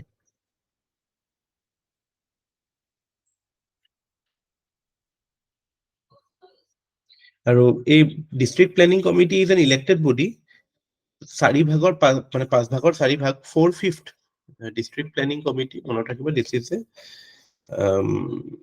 ইলেক্টেড বডি এটো নমিনেটেড বা মানে এপইন্টেড বডি নহয় ইলেক্টেড বডি হয় so ইয়াৰে 4/5 are members of panchayat district panchayat and municipalities যিখিনি জিলা পৰিষদ থাকে district panchayat মানে জিলা পৰিষদ district panchayats আৰু municipalities or members বিলাকে নিজৰ পৰা select কৰে from amongst themselves that is they constitute that way and এখন ডিস্ট্ৰিক্টত যেটো প্ৰপৰচনত ৰুৰাল আৰু আৰবান এৰিয়া থাকে সেই হিচাপত মানে মিউনিসিপালিটি আৰু পঞ্চায়তে এইটো পায় শেয়াৰটো পায় So please ever repeat কৰিব নেকি 4/5 টো কি আছিল স্যাৰ মানে এই ডিস্ট্ৰিক্ট প্ল্যানিং কমিটিটো এটা ইলেক্টেড বডি হয় সো ইলেক্টেড বডি কেনেকে হয় বিকজ সেই ডিস্ট্ৰিক্টত যিমান মিউনিসিপালিটি আছে আৰু যিমান পঞ্চায়তস আছে এই মিউনিসিপালিটি আৰু পঞ্চায়তসৰ ইলেক্টেড মেম্বাৰ্ছৰ প্ৰায় 4/5 members of district planning committee are elected and the rest are obviously experts submitted by government বা গভৰ্নমেন্টৰ পৰা বেলেগ হেৰিৰ পৰা আহে কিন্তু majority comes from the মানে elected bodies okay from among themselves so কাইলে কোৱেশ্চনটো এনেকৈ সুধিব পাৰে district planning committee is a appointed body এটো ভুল হ'ব this is an elected body major হেৰি Okay, sir.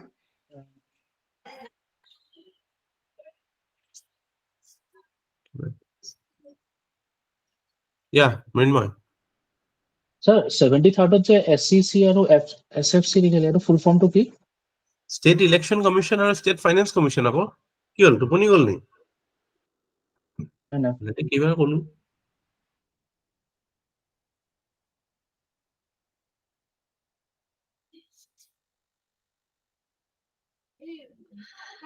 তাৰপিছত আমাৰ যেটো 74ত আহে মেট্ৰোপলিটান প্ল্যানিং কমিটিও আহে সো এটো again larger metropolitan planning committee so ইয়াতে এগেইন মানে ইলেক্টেড মেম্বাৰ্স অফ মেট্ৰোপলিটান এৰিয়া আৰু এই পঞ্চায়ত মিউনিসিপালিটি যিমান আছে তাৰ পৰাই হ'ব মেইন একে কামটো মানে কনসলিডেটিং দা প্ল্যানস অফ দা এৰিয়া অকল লাৰ্জাৰ এৰিয়াৰ কাৰণে মেট্ৰোপলিটান প্ল্যানিং কমিটি থাকে স্মলাৰ এৰিয়াৰ কাৰণে ডিস্ট্ৰিক্ট প্ল্যানিং কমিটি থাকে ঠিক আছে বাকিটো আৰু আমাৰ 12 শিডিউলতো এইবিলাক আৰু আৰবান প্ল্যানিং এইবিলাক আছে সো দ্যাট ইজ ইট এইটো কোৱেশ্চন আহে এইবিলাকৰ পৰা যে এইটো 74ত কি আহিলে এই দুটা 73ত কি আহিলে এই দুটা টাৰ্ম কিমান voting age কিমান আৰু টাইপস অফ পঞ্চায়তস কেনেকুৱা হা মিউনিসিপালিটি টাইপস কেনেকুৱা এইবিলাক আহে বাকি বেসিক্যালি হেতুৱে 12 শিডিউলত কি আছে সেইবিলাক আহে কেতিয়াবা মানে এটো বুজিব লাগে যে ষ্টেট গভৰ্নমেন্টে বহুত বস্তু এতিয়ালৈকে ডেলিগেট কৰা নাই it is up to the state government to delegate by law certain functions to the panchayats and municipalities based on the items of 11th and 12th schedule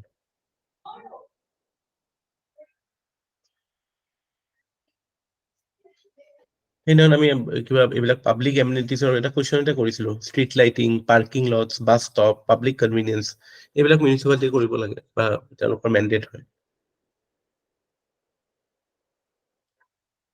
আমাৰ যে গুৱাহাটী মিউনিসিপাল কৰ্পোৰেচন আছে municipal কৰ্পোৰেচনত basically তিনটা authority থাকে the GMC ত কি থাকে there is a council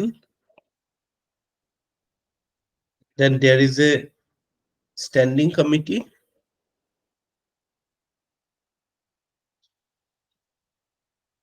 and then there is a commissioner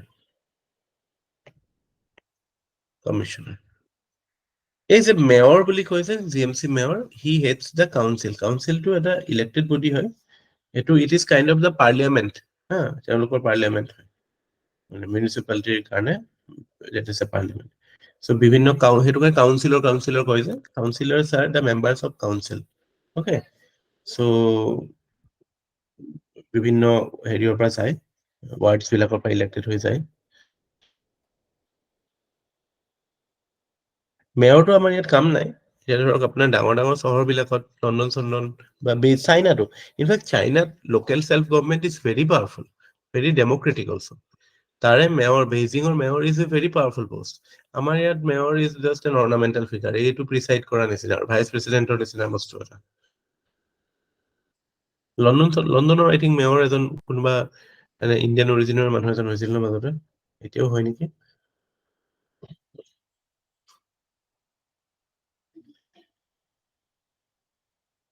স্টেণ্ডিং কমিটিটো basically it is the kind of মানে আমাৰ পাৰ্লিমেণ্টাৰী কমিটিৰ যেনেকুৱা কাম to support the work activities of the council, it is there. আৰু এই কমিশ্যনাৰ এইটো বেচিকেলি এজন IAS পৰা হয়, municipal commissioner, he is the CEO। কেতিয়াবা দেখা নাই CEO বুলি থাকে, CEO GMC, তেওঁ IAS হয়। His work is to implement the decision taken by the council.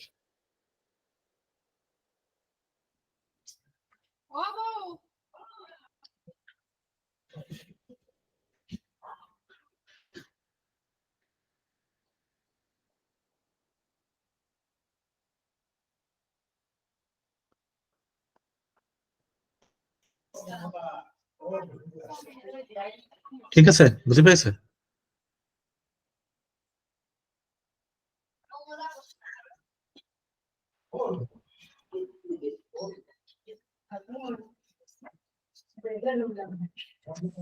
তো সেইটোৱে এই বস্তুটো মনত ৰাখিব, কাউন্সিলৰ কথাটো, মেয়ৰ চেয়ৰ বিলাক এইটো ৱাৰ্ডছ কমিটি বিলাকৰ পৰা ইলেক্ট হৈ যায়।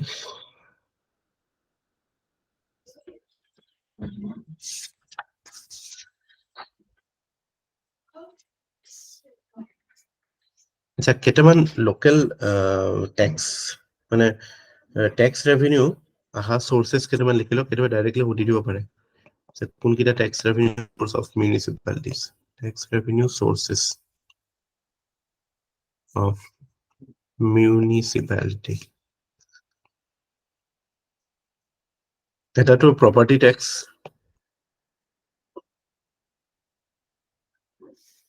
এণ্টাৰটেইনমেণ্ট টেক্স, চিনেমা চাবলৈ গ'লে যে দিয়ে,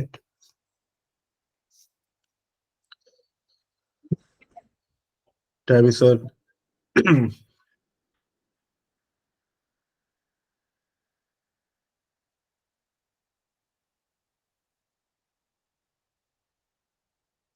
টেক্স অন এডভাৰটাইজমেণ্ট,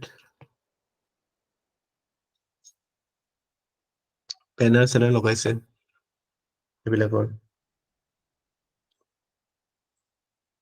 বাকী তাৰপিছত চাৰ্ভিচ কিছুমান ইয়াৰ বাহিৰেও কিছুমান ধৰক এইখিনিতো টেক্স, নন টেক্স ৰেভিনিউ আছে। এটাতো ধৰক ফাইনছ বিলাকে হয়, মিউনিচিপাল ফাইনছ বিলাকে বহুত লাগে, নন টেক্স ৰেভিনিউ হৈ যায়।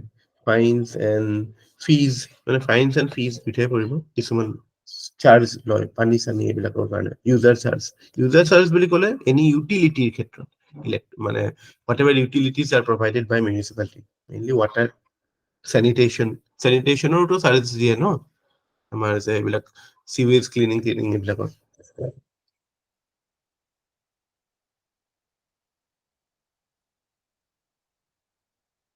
মাজতে মিউনিচিপাল বণ্ড কিছুমানো নিউজত আছিলে, মিউনিচিপাল কৰ্পৰেশ্যনছ বিলাকে বণ্ডো ইছ্যু কৰি পেলাই শ্বেয়াৰ মাৰ্কেটৰ পৰা they could raise money. It was a news I think couple of years back, couple of years নহয়, অলপমান ভালেমান টাইম আগত কথা। চ' that was an idea that was popular, especially not for Assam but for like very হেৰি আৰু regions which are rich like Gujarat, Maharashtra, তাতে এইবিলাক বস্তু হয়, where they are doing crores of মানে turnover হৈ থাকে every day in a urban area.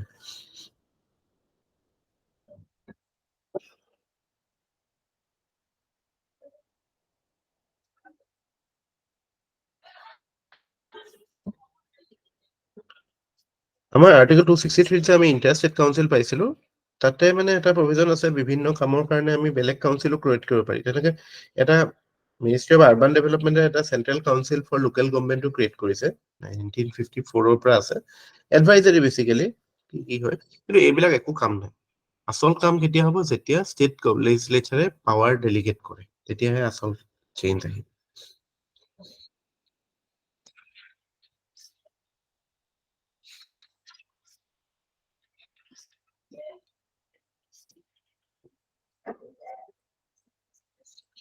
আচ্ছা আমাৰ দিল্লীৰ কথা যে ক'লো দিল্লীত বোলে জানে ন কোনগিটা বস্তু ষ্টেট লিষ্টৰ দিল্লীত মানে Delhi government has no control state লিষ্টত এন্ট্ৰি 1 2 and 18 I think মানে 1 public order আৰু land and police পুলিচত নাই public order land and police 18 তাত নাই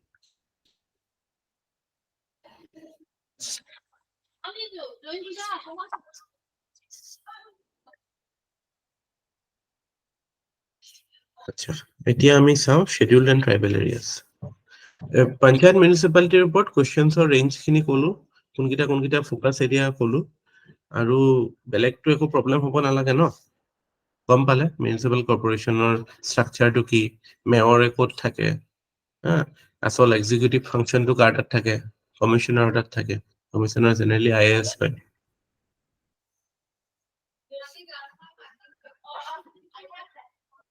কিন্তু আমাৰ যিবিলাক সৰু টাউন বিলাক থাকে ন তাৰ কাউন্সিল বিলাকৰ প্ৰেসিডেন্টজনৰ এক্সিকিউটিভ পাৱাৰ থাকে কাৰণ তাত বেলেগকে হেৰি নাথাকেতো মানে এনেকুৱা আজিকালি হৈছে এইবিলাকতো সিইও জিলা পৰিষদৰ সিইও জিলো থাকেতো সেইবিলাকো এক্সিকিউটিভ এচিএস অফিচাৰ বিলাক থাকে সো ইমপ্লিমেন্টেশনত থাকে কিছুমান জেগাত এই মিউনিসিপালিটিজ বিলাক জিলা পৰিষদ নহয় সো ইমপ্লিমেন্টিং হে হিচাপে থাকে বিউৰোক্ৰেসি but still প্ৰেসিডেন্টৰ পাৱাৰ থাকে এইবিলাক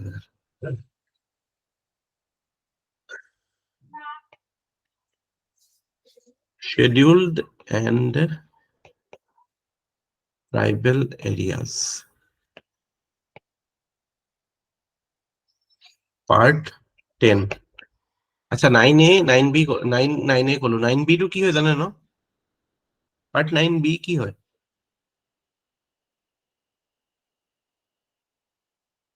Cooperative, sir. cooperatives এটা part 10 এটো হৈছে administration of scheduled areas and tribal areas আমাৰ কভাৰ হয় আৰ্টিকেল 244 ৰ পৰা 244A ঠিক আছে এটা আমাৰ ইয়াতে what মানে generally যেটা আমি tribal area বুলি কওঁ what are the criteria for declaring an area as a tribal area মানে president declares it obviously so what are the criteria generally criteria কিটা থাকে যে preponderance of tribal population 2 নম্বৰতে মানে ট্ৰাইবেল এৰিয়া বুলি ক'বলৈ গ'লে it has to be compact area compactness to important হয় এন্ড ৰিজনেবলনেস কাৰণ ওত মানে এটা দুটা মানুহ তাত ক'বাত দুটা মানুহ তেনেকে হ'লেতো দিগদাৰ হ'ব ন গোটেই এৰিয়াটো কৰিবলৈ গ'লে মাজত আকৌ বেলেগ মানুহ থাকিল তাপা হৈ ফেলে ট্ৰাইবেল এৰিয়া সো এটা কন্টিনিউয়াস হ'লে ভাল এটো কয় কম্পেক্টনেস and reasonable size of area the third to hoise it should be a viable administrative entity viable administrative entity মানে এটুক যদি আমি এটা independent এটা administrative unit হিচাপে ডিক্লেয়াৰ কৰো then it should be something like a district or a block or a taluk বা subdivision type এটা area হ'ব লাগিব আৰু fourth most importantly economic backwardness compared to neighboring areas এটাটো আমি জেগাটোৰ based on population and secondly based on their socio-economic indicators we decide an area as a tribal area or not. Our constitution, basically we talk about 2 schedules. I mean, about 244 key could say language to pohil also constitution. Go to article 244, administration of tribal area, scheduled and tribal areas. So yet a question, the provision of the 5th schedule shall apply to administration and control of scheduled areas and scheduled tribes in any state other than Assam, Meghalaya, Mizoram, and Tripura. The provision of 6th schedule. So 44 অকল কৈছে যে 5th schedule 6th schedule কি থাকিব ঠিক আছে so এটুত মানে কোনে declare কৰিব কি কথা এইবিলাক একো কোৱা নাই 44A কি কৈছে চাও formation of an autonomous state comprising certain tribal areas in Assam and creation of local legislature or council of minister or both therefore এটুটো আমি ইম্প্যাক্ট এটা প্ৰথমতে আমি এই হেৰিতে দেখা পাইছিলো ন এটো কেতিয়া আহিছিলে মেঘালয় ক্ৰিয়েট হোৱাৰ সময়তে আহিছিল ন এটো মেঘালয়ৰ কাৰণে আহিছিলে অৰিজিনালি কিন্তু এটো কেতিয়াবা এতিয়া this is also one of the demands of the Boro movement কি যেনেকৈ মেঘালয় ক্ৰিয়েট হৈছিলে এনেকৈ Bodoland create anyway notwithstanding anything in this constitution parliament may by law form within the state of Assam an autonomous state comprising whether wholly or part all or any of the tribal areas specified in part 1 of table A appended 6 schedule a body whether elected or nominated in an election so আমি এটা কথা গম পালো যে 244 এটো হিমান প্ৰ্যাকটিক্যালি important নহয় এটো কৈছে যে parliament is competent to make a ল ফৰ আসাম 44 ত আমি কি পাও 244 ত যে 6 schedule কি থাকিব 5th schedule কি থাকিব তাতকে ডিটেইলছ নাই বাকিখিনি কথা আছে আমাৰ 6 schedule 5th schedule এক্স্যাক্টলি গোটেইখিনি কথা আছে যে 6 schedule আৰু ফাংশনিং কেনেকুৱা হ'ব কি কথা এটা ঠিক আছে সো প্ৰথম কোৱেশ্চনটো এটোৱে হয় যে what is the difference in terms of their composition or application প্ৰথমটো the 5th schedule আৰু 6th schedule would apply hobo the geography involved in 5th schedule etu eta question hobo pare etu to I hope nobody makes this mistake this is Tripura Assam Meghalaya Mizoram etu rest of India jodi tribal population thake that will come under etu yes, just hold on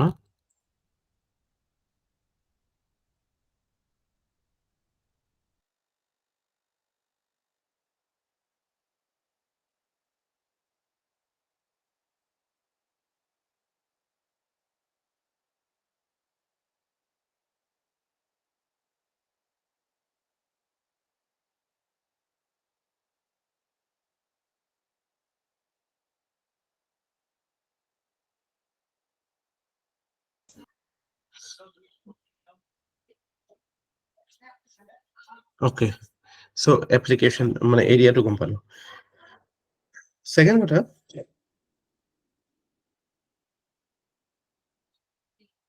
how will you declare an area as a scheduled area so etu khetrot with respect to the 5th schedule areas the power is with the President of India 5th schedule to or 6th schedule to president declare kore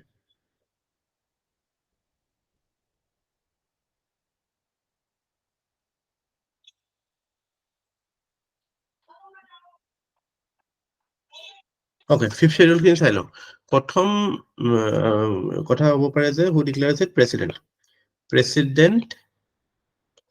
declares an area as a 5th schedule area monot rakhibo সেই state কিখনত say for example Madhya Pradesh বহুত tribal আছে সেই তাৰ কোনোবা এটা area declare কৰিব লাগিলে that is how they will declare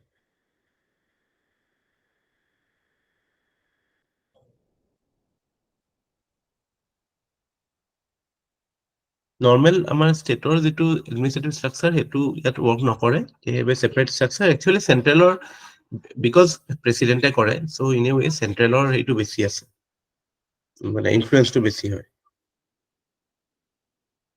because এটা এক্সিকিউটিভ ডিসিশন হয় প্ৰেচিডেণ্টে লোৱা মানে এক্সিকিউটিভে লোৱা মানে কাউন্সিল মিনিষ্ট্ৰীয়ে লোৱা যে এৰিয়াটো বঢ়াব কমাব মাজতেতো আমাৰ এই যিটো বড়ো একৰ্ড হৈ গ'ল তাতে যে BTRৰ এৰিয়াবিলাক চেঞ্জ হ'ল মনত আছে ন এতিয়া যে কিবা কিবি এৰিয়া যে এইফালে সোমাইছে নোলাইছে সেইটোতো ষ্টেট এছেম্বলি যদিও state is a party to that agreement but এক্সিকিউশ্যনটোতো বিকজ অফ প্ৰেচিডেঞ্চিয়েল এৰিয়াই হৈছে ন ষ্টেট এছেম্বলিয়ে কৰি দিব নোৱাৰে ন সেইবিলাক গম পাই নে নাপায় বড়ো BTRৰ যে হেৰিটো চেঞ্জ হৈছে হয় ছাৰ হয় ছাৰ বিশ্বনাথ চাৰিআলি ঢেকীয়াজুলি এটা অঞ্চল অঞ্চল গহপুৰ এটা অঞ্চল হৈছে এতিয়া আই থিংক 60 হ'ল নেকি তেওঁলোকৰ টোটেল BTR ৰিজনৰ চিটছ হয় ছাৰ Yes, বাঢ়িছে sir. একজেক্ট 6 টো গম নাপাওঁ 60 নেকি বাঢ়িছে 40 আছিলে 40 নে 45 কিবা আছিলে 40 পৰা হয় 60 হয় 40 পৰা 60 হৈছে হয় sir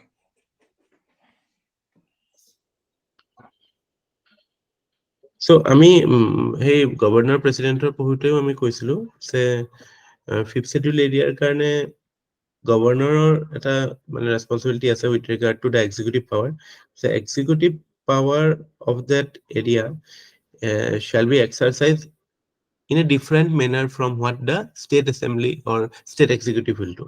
So executive power, governor has a special responsibility. Directly state or executive power that nalage. So সেটো ক্ষেত্ৰত চেণ্টাৰে মানে ডাইৰেকশন দিব পাৰে ষ্টেটক ৰিগাৰ্ডিং দ্য এডমিনিষ্ট্ৰেশ্যন অফ সেইটো এৰিয়া এইটো মই 5th শিডিউল এৰিয়া কথা কৈছো দেই 6th শিডিউলত নহয় মানে separately you can administrate that area এইটো মানে কাইণ্ড অফ মানে অকমান মানে ইউনিয়ন টেৰিটৰি টাইপে হৈ যায় এটা ক্ষেত্ৰত মানে বিকজ ইউনিয়ন টেৰিটৰি মানে কি মানে বেলেগ ইউনিট নাথাকে গভৰ্ণ কৰা বেলেগৰ কণ্ট্ৰল নাথাকে চেণ্টাৰৰ চেটো বেছি থাকে ইয়াতো সেনেকুৱাই হয় within a state you create certain units of governance কিন্তু মেজৰ ডিফাৰেন্স আমি সেইটো 6th শিডিউলতো সেইটো যেতিয়া ষ্ট্ৰাকচাৰটো পঢ়িম যে what is the unit of governance that is created that is called tribes advisory council so ইয়াতে যিটো লোকেল মানে বডি ক্ৰিয়েট কৰা হৈছে সেইটো এটা এডভাইজৰী বডিহে হয় so ইয়াতে according to the 5th schedule the governor shall constitute a 20-member committee who are to be the representative of scheduled tribe in the state assembly. ঠিক আছে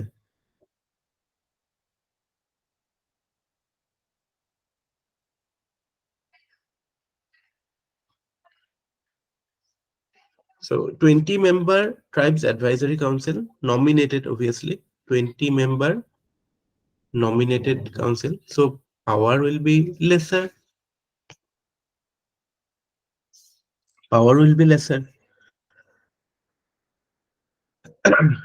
তাৰপিছত আমি অলৰেডি এটো আগতে এবাৰ মেনশন কৰিছো যে governor is empowered to direct that any act of parliament or any act of state legislature shall not apply to that area or shall not that is a limitation on executive power of both parliament as well as the central government as well as the state government কি সেই এৰিয়াটোত মানে executive পাৱাৰটো directly extend নকৰে আমি ক'ত পঢ়িছিলো territorial জুৰিসডিকশ্যন subject matter জুৰিসডিকশ্যন যে পঢ়িছিলো টেৰিটৰি ক্ষেত্ৰত এটো তিনটা যে আমি কৈছিলো মনত আছে নাই তিনটা লিমিটেশন আছিল এটা ট্ৰাইব এটা শিডিউল এৰিয়াও আছিল আৰু বাকি দুটা কি আছিল টেৰিটৰি ক্ষেত্ৰত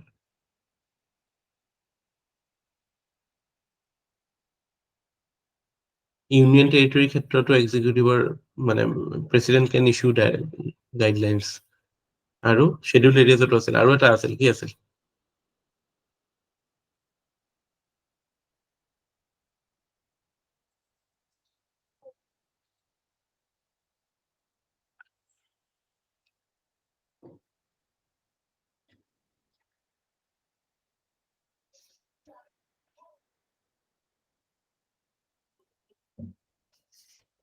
মনত পৰা নাই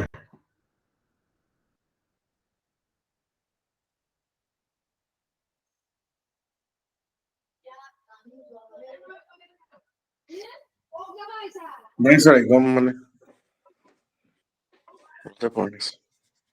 মানে কথাটো গম পাইছে ন যে আমাৰ আমি যে পঢ়িছিলো 9 মানে হেৰিয়ৰ এই কি আছিল এটো এই সেন্টাৰ ষ্টেট ৰিলেশন পাৰ্ট 11 ত যে পঢ়িছিলো যে মানে হেৰিটো কেনেকে ডিভাইড হ'ব তাতে সাবজেক্ট মেটাৰ জুৰিসডিকশন টেৰিটৰিয়েল জুৰিসডিকশনৰ কথা পঢ়িছিলো ন 2246 পৰা আৰম্ভ কৰি তাতে আমি কৈছিলো যে ষ্টেট চেণ্টাৰৰ লেজিসলেটিভ পাৱাৰ কিমান দূৰলৈকে যাব এনেকে চেণ্টাৰৰ এক্সিকিউটিভ পাৱাৰ কিমানলৈকে যাব তো সেইটোৰ এটা লিমিটেশন আছিলে লিমিটেশনটো এটা শেডিউল এৰিয়াও হয় আৰু এটা আছিলে ইউনিয়ন টেৰিটৰি যে ইউনিয়ন টেৰিটৰিৰ ক্ষেত্ৰতো there is a limitation on exercise of executive power of the center আৰু থাৰ্ড এৰিয়া এটা আছিলে চাই ল'ব মানে I am trying to revise the things that we have done অসমৰ অট'নমাছ এৰিয়া শেডিউল এৰিয়া যাতে পৰিল ন sir union territory Delhi are Puducherry union territory schedule areas আৰু ক'ৰবাত এটা আছিলে fifth schedule area six schedule area sir দুটা আপনি সেপারেট করে দিল তিনটা দিছিল প্রথমটো আছিলে union terri other than Delhi and Puducherry আৰু ফিফথ শিডিউল এৰিয়া আৰু সিক্স শিডিউল এৰিয়া আৰু কিবা এটা দিছিল নে এইটো স্যাৰ লিমিটেশন হিচাপে দিছিলে এইটো তাৰপিছত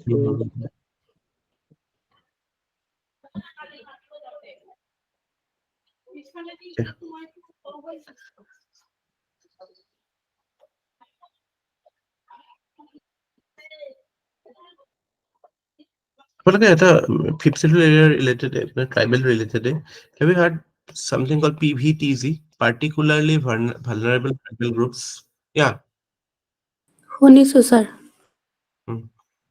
এতিয়া এইটো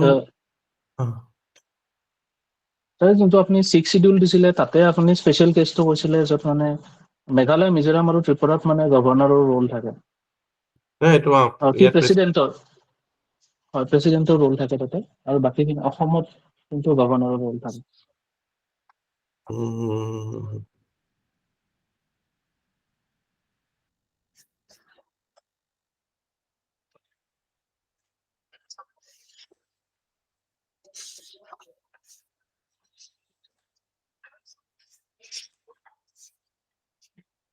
ঠিকে আছে সেইকেইটাই হয় ফিফথ শিডিউল ছিক্স শিডিউল আৰু ইউনিয়ন টেৰিটৰি তাতে এক্সিকিউটিভ পাৱাৰ অফ দ্য এইটো ইজ লিমিটেড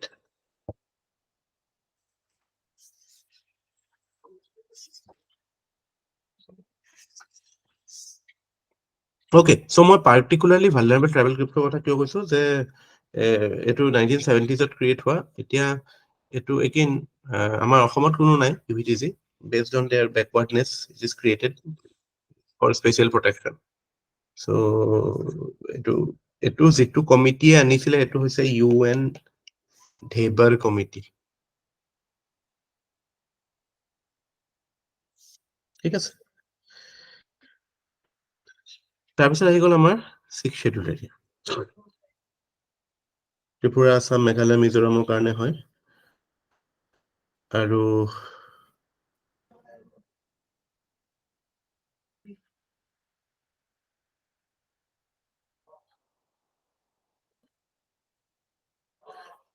মনত ৰাখিব ইয়াতে ছিক্স শিডিউল এৰিয়া বিলাকত এনেকুৱা নহয় যে ষ্টেটৰ টোটেল এক্সিকিউটিভ কন্ট্ৰল নাথাকে পুলিচ চুলিচটোতো ষ্টেটৰে থাকে হয় নে নহয় পুলিচ চুলিচো থাকে বা মানে জুডিচিয়েল ষ্ট্ৰাকচাৰটো ষ্টেটৰ থাকেই কিন্তু তেওঁলোকক এটা অটনমি দিয়া আছে চ' মানে অটনমাছ ডিষ্ট্ৰিক্টছ ক্ৰিয়েট কৰো ইয়াতে আমি যেনেকে ইয়াত কি কৰো districts and regional council district and regional council create কৰো ন বা অটনমাছ ডিষ্ট্ৰিক্ট ADC বুলি কয় অটনমাছ ডিষ্ট্ৰিক্ট কাউন্সিলছ এইবিলাক ক্ৰিয়েট কৰো but it is not that the whole state's executive power goes they are there they do not fall outside the scope of executive authority of the state but in certain matters they can act they have certain special powers so governor yate mane is the authority to organize and reorganize the districts he can change the area ইয়াৰ ক্ষেত্ৰত আমাৰ প্ৰেসিডেন্টক দেখা পাইছিলো মই এইটো actually 5th শিডিউলৰ ক্ষেত্ৰত president 6th শিডিউলৰ ক্ষেত্ৰত কিন্তু governor হা হেতু মই আই থিংক হেতু প্ৰেসিডেন্টে কৈছিল প্ৰেসিডেন্ট নহয় 5th 6th শিডিউল এৰিয়া ক্ষেত্ৰত governor is the authority governor is empowered to organize and reorganize গভৰ্ণৰে অৰ্গানাইজ কৰে বা ৰিঅৰ্গানাইজ কৰে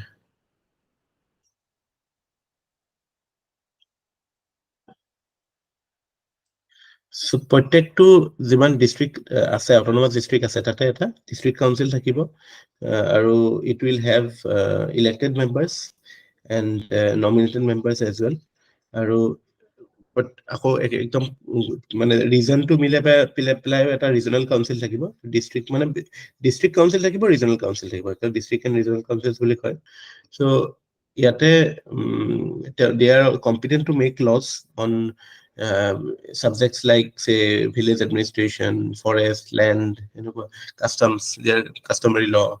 In fact, they also have certain judicial functions also. They exercise certain judicial functions also, but they are not beyond the scope of the High Court. High Court or here bahirot nohoy. They have to work under those but কিছুমান areas they can basically যিবিলাক ধৰক এই tribal হেৰিয়ত settle হোৱা disputes মানে alternative dispute type মানে you can settle it. They also have taxation powers. Taxation powers থাকে ইয়াতে ট্ৰাইবছ এডভাইজৰী কাউন্সিলৰ এইবিলাক দেখুৱা একো নাই আৰু মানে ইয়াতে স্পেচিয়েলিটিটো ইমান বেছি নাই ফিফ্থত স্পেচিয়েলিটিটো এইটোৱে হয় যে they are getting a autonomous area and তাতে ল বিলাক ডাইৰেক্টলি এপ্লাই নহয় হয়তো based on the wish of the governor he may if he wishes so through this mechanism he can bring certain special attention to that area but ami jodi ko je which is more democratic or where do we see more people's empowerment to 6 schedule because that you are creating elected body having certain independent functions so that is how things are etu to already as we have mentioned 6 schedule area jilat Assam khetrot President, Governor of Assam is empowered to nominate or say that egida law, central law yet apply no hoy. Jareke amar Citizenship Amendment Act apply no hoy scheduled areas. Janeke baki kita herior karone president baki Tripura, Meghalaya, Mizoram karone president is empowered. Amar Assamot etia basically code ase Dima Hasao Autonomous Council ase aru efale etu jetu ki East Khasi district kibara East Karbi Anglong district no etu East Karbi Anglong aru Dima Hasao aru Borderline obviously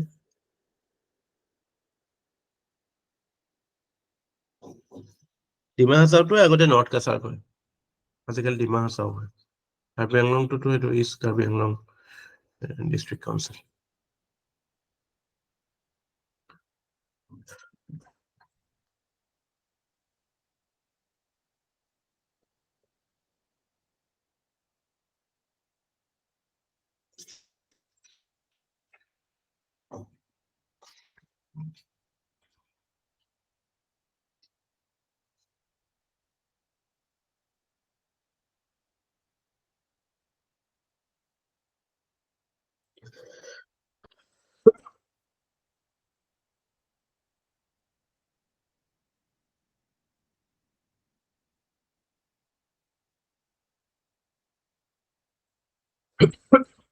ইহঁতে যিবিলাক ল বনাই সেইবিলাকতো গভৰ্ণৰৰ এচেন্ট লাগে like assembly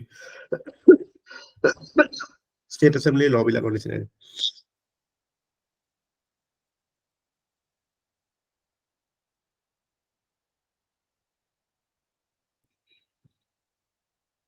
question এইটো এৰিয়াত আহে যে the fact that they can constitute village courts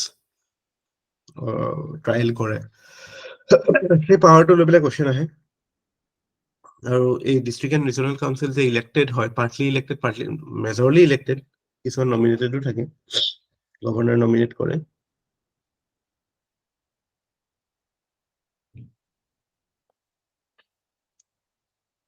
সেইটোৰ ওপৰত থাকে আৰু অসমৰ কাৰণেতো এৰিয়াজ কোনকেইটা হয় সেইবিলাক আহিব পাৰে সেইটোৱে হয় উদ্দেশ্যটো এইটোৱে হয় যে tribal areas should be govern in a way that their customs, their traditions, their sentiments are protected and they do not feel alienated. Of course, the main problem is why they feel alienated. No? They don't want to come out of their cocoon. They feel that they will be alienated if they come to the mainstream. So ideally, এইবিলাক সদায় এনেকুৱা এটা mechanism হৈ থাকিব নালাগে এইটোতো in a ৱে পিছততো everything should come under the assembly. But till that time, we are giving certain special protection to them. The constitution is giving. I mean,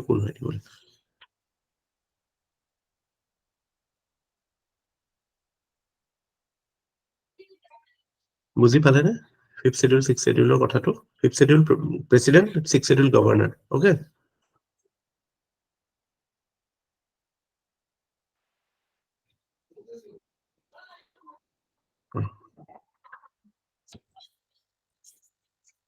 ঠিক আছে. So we are done with polity. I don't think we have anything to do. আৰু তো কৰি থাকিব পাৰো কিবা কিবি, কিন্তু এনেকে সময়বিলাক গৈ থাকিব. Polity, union territory.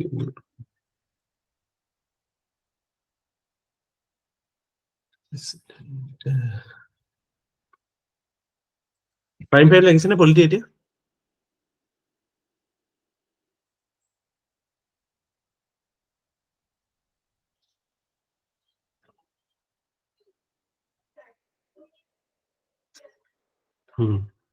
কিবা সুধিব আছে নেকি? Any questions?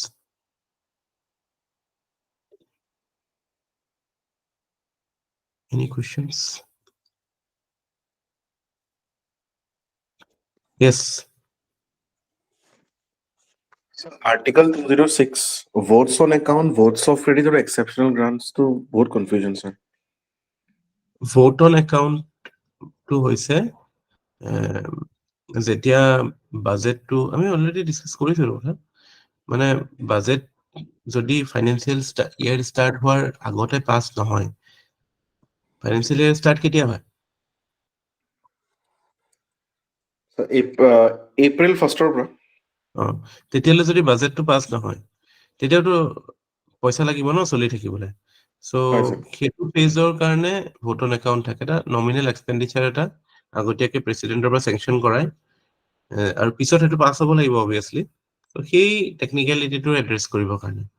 আৰু এক্সেপচনেল গ্ৰান্ট কৈছে ন, আৰু কি গ্ৰান্ট ক'লে? Votes of credit. Vote of ক্ৰেডিটটো সেইটো আমাৰ ইয়াত একো এনেকুৱা ইমান এপ্লিকেশ্যন নহয়, এইটো লোনৰ কাৰণে কেতিয়াবা মানে যেতিয়া লাগে হা, মানে এক্সেপচনেল চিটুৱেশ্যনত যদি ক্ৰেডিট লাগে সেইটো ক্ষেত্ৰত সেইটো হয়. এইটোতো 116 নে কিমান নাছিল জানো? 206 আছে sir. Votes on account, votes of credit or exceptional grants.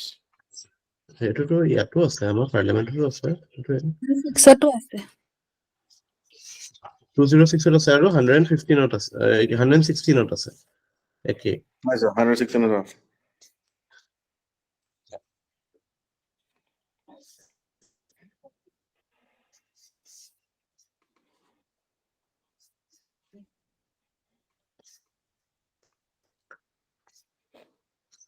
Or the exceptional grant. Exceptional গ্ৰান্টটো সেইটো অবভিয়াছলি মানে চিটুৱেশ্যনটো লৈ পেলাই কিবা ইমিডিয়েট ৰিচোৰ্চৰ ওপৰত এটা হেৰি হৈ আছে, মানে যিটো চাপ'জ আমাৰ ডিমাণ্ড ফৰ গ্ৰান্ট, এইটো কাৰণে আপুনি বুজিব লাগিব DFG যিটো কওঁ, ডিমাণ্ড ফৰ গ্ৰান্ট যেতিয়া থাকে যে আপুনি এটা বাজেট এষ্টিমেট এটা কৰি মানে আমাৰ ডিপাৰ্টমেণ্টছ বিলাকে হেৰি দিলে, বাজেট দিলে, সেই হিচাপত বাজেট পাছো হৈ গ'ল, কিন্তু সেইটো যদি চাফিচিয়েণ্ট নহয় থ্ৰু আউট দ্য ইয়াৰ চলি থাকোঁতে, তেতিয়া সেইটো ক্ষেত্ৰত যেতিয়া আকৌ লাগে তেতিয়া ছাপ্লিমেণ্টাৰী গ্ৰান্ট ল'ব পাৰে বা এক্সেপচনেল গ্ৰান্টো ল'ব পাৰে. এনেকুৱা আৰু আনএক্সপেক্টেড ডিমাণ্ড আপন resources when N account of the মানে আনফৰ্চুনেট কোভিড লাগি গৈছিল, তেতিয়া কি কৰিব? এক্সেপচনেল গ্ৰান্ট ল'ব লাগিব ন, কাৰণ এটা কথা ঠিক যে কনচলিডেটেড ফাণ্ডৰ পৰা 1 টকা এটা উলিয়াবলৈও ইউনিট পাৰ্লিয়ামেণ্টাৰী চেংচন. চ' পাৰ্লিয়ামেণ্টাৰী চেংচন যেতিয়া লাগে ইমিডিয়েট হেৰিৰ কাৰণে, কিন্তু আমিতো চব চিটুৱেশ্যন এক্সপেক্ট কৰিব নোৱাৰো. চ' সেইটো এণ্টিচিপেট মানে সেইটো কাৰণে এটা মেকানিজম যে অ'কে আমি এতিয়া নেক্সট খৰচ কৰিবলৈ নেক্সট বছৰৰ বাজেটৰ কাৰণে ৰখি থাকিম নেকি? নৰখো. সেনেকুৱা নিডবিলাক ফুলফিল কৰিবৰ কাৰণে এইবিলাকো পাৰ্লিয়ামেণ্টাৰী পাছ হ'ব লাগিব. Okay, sir. Yes, sir. Thank you. To make a grant for meeting an unexpected demand upon the resources of India, when on account of magnitude or indefinite character of the service, the demand cannot be stated with details ordinarily given in annual financial statement. Annual financial statement মানে বাজেটত যদি state কৰিব পৰা নাই, exceptional চিটুৱেশ্যনত আহি গৈছে, তেতিয়াহ'লে এইটো কৰে. And Parliament shall have power to authorize by law the withdrawal of money from consolidated India for the purpose for which the said grants are made.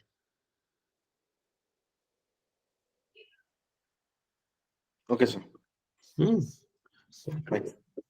সেইটোৱে কথা।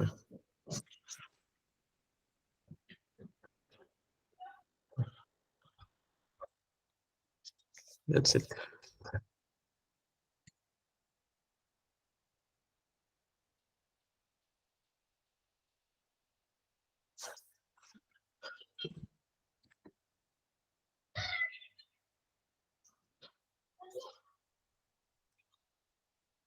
কিবা আৰু আছে সুধিবলৈ?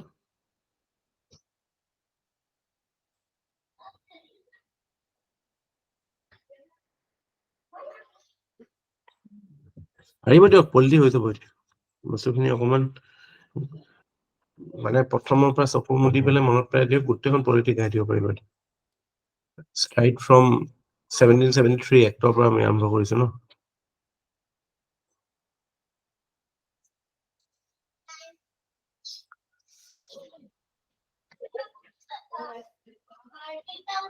When did the Governor General of Bengal become Governor General of India?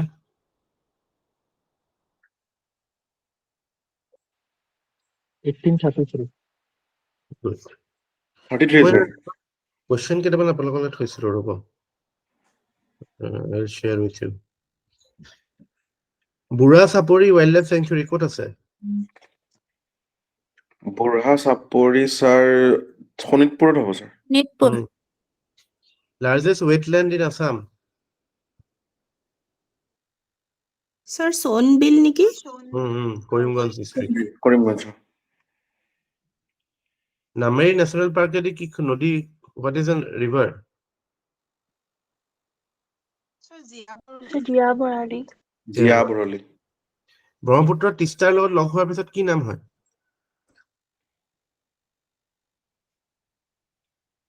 What is the name of Brahmaputra after joining with Tista River? পদ্ম নেকি, sir? Yamuna. পদ্মাটো গংগাটো হয়। এইটো আচ্ছা, কনফিউজ নকৰিব। যমুনা। হয়, sir. যমুনা। অসমৰ ষ্টেট ট্ৰী জানে চাগে? হলং। হলং। Sir. In which year Kaziranga National Park was given official status of national park? Sir, 1994. 1974 পাইছিল। 74 হয়, sir. 74 লেটেষ্ট কিখনটো জানে? ৰাইমনা আৰু দিহিং পাটকাই। হয়, sir.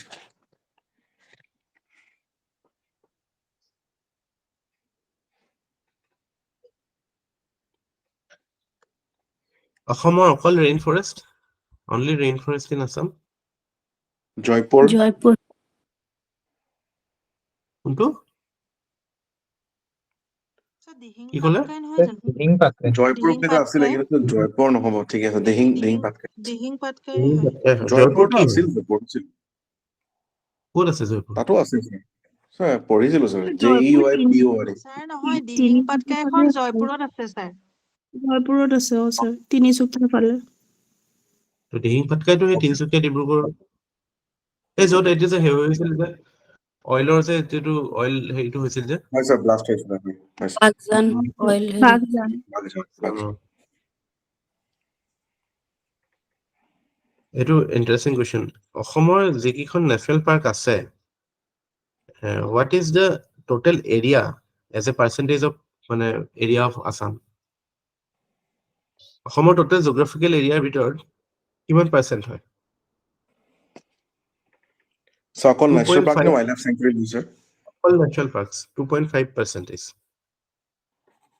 2.51 আমাৰ only Ramsar site in Assam. Ramsar site to জানে ন? দীপৰ বিল। দীপৰ বিল, Ramsar sir. is convention এইটো Ramsar to ইৰাণৰ। 71. Iranor city. Ramsar Convention for Protection of Wetlands. Wetlands. Wetland to important topic হয়. Lakes are important. Ọসমৰ what is the most extensive type of forest that is found in Assam?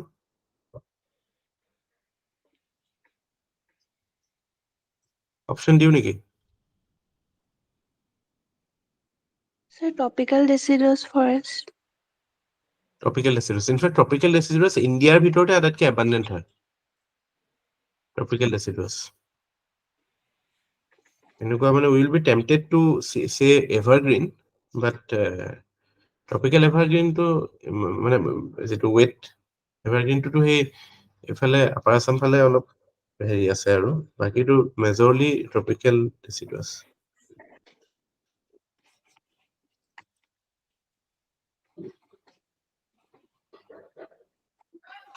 Which district of Assam has the highest concentration of forest? Karbi Anglong ওলাইছে Karbi Anglong. sir. Last North Bank tributary of Brahmaputra? সংকোচ Of course. Sir.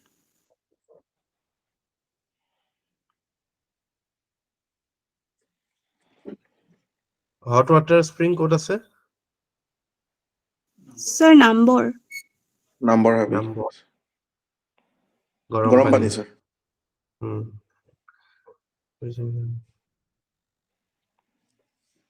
আচ্ছা কুলসি বুলি নদী এখন আছে নেকি? আছে river sir dolphin কুলচি পাই ক'ত আছে? ক'ত আছে এখন? কুলচিখন স্যাৰ ৰুৰেল মানে কামৰূপ ৰুৰেলতে আছে স্যাৰ আচ্ছা আচ্ছা ৰিভাৰ ডলফিন পাই ন? স্যাৰ পাইছিলে আজিকালি ক'ত পাব স্যাৰ হুম পাব পাৰে জিকে হৈ স্যাৰ গ'ল বাট এইবিলাক এতিয়া। ৰেয়াৰ স্যাৰ গোল্ডেন লংগুৰ ক'ত পাই জানে ন? Sir, Dibru sir. চক্ৰশিলা মানসত পায়, চক্ৰ- ৰায়মনাতো পায়। চক্ৰশিলা নেকি? চক্ৰশিলাত পাই কি স্যাৰ আছে? চক্ৰশিলাত পাই কোকৰাঝাৰ গ'লে স্যাৰ ৰাস্তাতে পাব স্যাৰ বিলাসীপাৰা এইফালে ৰায়মনাও হ'ব ছাৰ। ৰায়মনাতো পাই চাগে ন? পাই, ছাৰ। ৰায়মনাতো সেই কোকৰাঝাৰ এক্সটেন্সিভ ফালে- ৰায়মনাটো ৱেষ্ট বেংগল ধুবুৰী টাচ কৰিছে নেকি? নহয় স্যাৰ ভূটান স্যাৰ বেংগল ভূটান। মানে সেই আৰু ভূটানত টাচ কৰে স্যাৰ মানে কোকৰাঝাৰ নৰ্থ কোকৰাঝাৰ নেকি? কোকৰাঝাৰে স্যাৰ নৰ্থ বুলি ক'ব নোৱাৰি কোকৰাঝাৰে পৰে স্যাৰ মানে কচুগাঁও ফৰেষ্ট এৰিয়াত পৰে স্যাৰ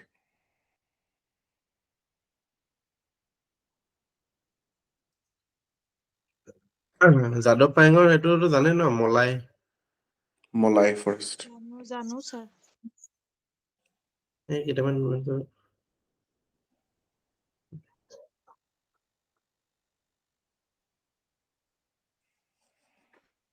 অসমত ৱাইল্ড লাইফ চেঞ্চুৰী কেইখন আছে? ছাৰ 7খন আছে নেকি? Wild ছাৰ life, ভুল wild হ'ল। life. মই 18 খন স্যাৰ হেৰি নেশ্যনেল পাৰ্কে কৈছো কি? 18 খন 18 নে 17? স্যাৰ বেছি হ'ব লাগে নেকি লাষ্টটো স্যাৰ হেৰি বেহালিত কৰিছিল যে স্যাৰ হয় নেকি? মই নাজানো দেই এইটো আপডেটেড হয় নে নাজানো। ইয়াত 17 দিয়া আছে। স্যাৰ নাম্বাৰটাহে ক'ব পাৰিব একজেক্টলি স্যাৰ Sir, ময়ো 18 নে ভালকে 17 নাজানো মানে কি কনফিউজিং হৈ থাকে ডাটাবোৰ আপডেটেড নহয় পুৰণা ডাটাই দিয়া থাকে আচ্ছা হেৰি কোনখন লাষ্ট দিছিলে ডাঙৰ স্যাৰ বেহালি ৱাইল্ড লাইফ চেঞ্চুৰীটো আছিল স্যাৰ লাষ্ট ডিক্লেয়াৰ কৰিছিলে আৰু নাম্বাৰটো স্যাৰ চবতছে ডাঙৰ কনফিউজিং লাৰ্জেষ্ট বিগেষ্ট ইয়াতে দিছে Marat Longri wild life sanctuary Karbi Anglong Karbi Anglong হয় sir Karbi Anglong Marat Longri tiger reserve কেইখন আছে অসমত? নামেৰি চাৰিখন। ওৰাং চাৰিখন। মানাস আৰু কাজিৰঙা কাজিৰঙা এলিফেণ্ট ৰিজাৰ্ভ 5খন আছে। হয় স্যাৰ এই মানসতে আছে, চিৰাঙত দিহিঙত আছে মানসত আছে আৰু আপোনাৰ ক'ত আছে ধনচিৰি লামডিং আছে ধনচিৰি কাৰ্বি হয় আংলং লামডিং বেল্টত আছে উম। আৰু দুখন স্যাৰ আৰু আমাৰ বায়স্ফিয়াৰ কাৰ্বি ৰিজাৰ্ভ আংলঙত আছে কাৰ্বি আংলঙত আছে বায়স্ফিয়াৰ ৰিজাৰ্ভটো দুটা মানস দুটা ডিব্ৰু দুখন চৈখোৱা আছে sir. Dibrugarh. UNESCO world heritage site sir দুখন আছে। দুখন স্যাৰ কাজিৰঙা আৰু মানস মানস কাজিৰঙা আৰু মানস।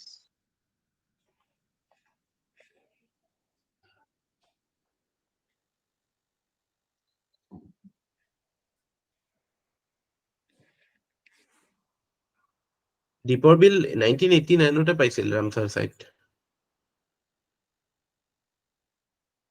অসমৰ ফৰেষ্ট এৰিয়া কিমান হয়? Percentage of forest area? Sir 36% নেকি বাৰু? ইয়াতে দিয়া আছে 34.21%. So 36 Okay, sir. কৰিবলৈ ট্ৰাই কৰি আছে আণ্ডাৰ কেম্পা। কৰি আছে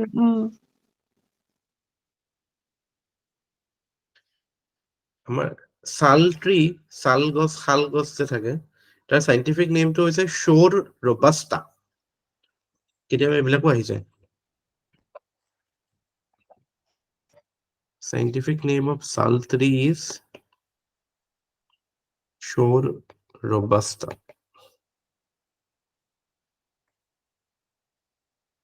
ঠিক আছে, মোৰ মানে হেৰি এইটো এটা ৰিসোৰ্স এটা পাইছো আমাৰ ইকনমিক সাৰ্ভেখন অসমৰ। I will go through it and we will discuss important points. একদম লেটেস্ট বস্তুখিনি থাকিবতো, ডাটা চাটা বিলাকো একুৰেট থাকিব। অসমত ডিস্ট্ৰিক্ট কেইখন এতিয়া? 35খন। তাতে চিয়ৰ হলো মই এখন চাই।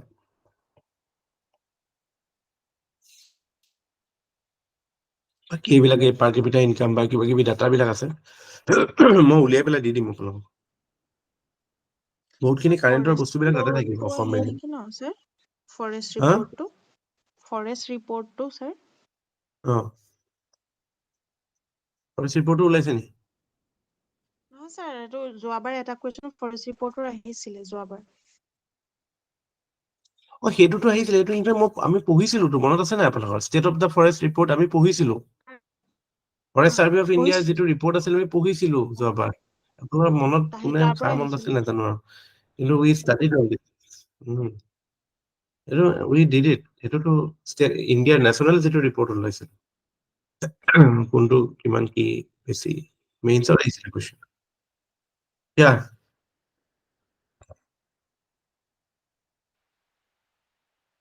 আচ্ছা ভুলতে লাগি গ'ল না, ঠিক আছে পঢ়াইছিলে আপুনি নৰ্থ ইষ্টৰ ইনফেক্ট মানে ফৰেষ্ট ডিগ্ৰেডেশ্যনটো হাইয়েষ্ট ৰেটত হৈ আছিলে উইথ ৰেচপেক্ট টু ইণ্ডিয়া।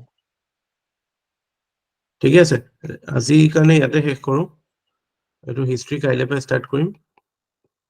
এতিয়া আমাৰ থাকিলে দিন আজি 28 তাৰিখ, কাইলৈ 29 তাৰিখ। 29, 30টো নাই, এইটো মাহতে দৰকাৰ আছে আপোনালোক 30 আৰু 31 এইটো মাহতে নাই। তাৰপৰা 1ৰ পৰা আমাৰ 18 তাৰিখলৈকে। আমিতো ইমান দিনলৈ নাযাওঁ, আমাৰ টাৰ্গেট হ'ব যে ধৰক 15 তাৰিখ মানলৈকে কামখিনি শেষ কৰিবলৈ। হৈ যাব ন, কামখিনি বহুত সময় আছে। খালি পঢ়াটো কৰি থাকিব। মানে এতিয়া মোৰ টাৰ্গেট হ'ব, এতিয়া আমি ৰ'ব এনচিয়েণ্ট স্যাৰ এদিন আমি ৰিপৰ্টছ এণ্ড ইণ্ডিচেছ বিলাক ডিসকাছ কৰিব পাৰিলে ভাল আছিলে, তেনেকে ডিসকাছ কৰিলে মনত থাকি যায়। ঠিক আছে, ইম্পৰ্টেণ্ট ৰিপৰ্ট। ইনফেক্ট আমি অলৰেডি ইকনমিক ক্লাছত কেইটামান ডিছকাছ কৰিছোৱে। ৱৰ্ল্ড বেংকৰ কেইটামান ইম্পৰ্টেণ্ট ৰিপৰ্ট, IMFৰ ইম্পৰ্টেণ্ট ৰিপৰ্ট আৰু ৱৰ্ল্ড ইকনমিক ফৰামৰ ইম্পৰ্টেণ্ট ৰিপৰ্ট। বাকী কেইটামান NGO কেইটামান আছে, যেনেকে ট্ৰান্সপাৰেন্সি ইণ্টাৰনেশ্যনেলৰ কৰাপশ্যন পাৰচেপশ্যন ইণ্ডেক্স, তাৰপৰা ৰিপৰ্টাৰ্ছ উইদাউট বৰ্ডাৰ্ছৰ আছে, এই প্ৰেছ ফ্ৰীডম ইণ্ডেক্স। চ' এনেকুৱা আছে, মেইনলি ৱৰ্ল্ড বেংক আৰু IMF আৰু ৱৰ্ল্ড ইকনমিক ফৰাম, এই তিনিটাই অৰ্গেনাইজেশ্যন থাকে য'ত আহে। আৰু বেলেগকে আৰু আপুনি এখন পঢ়ি লাভ নাই।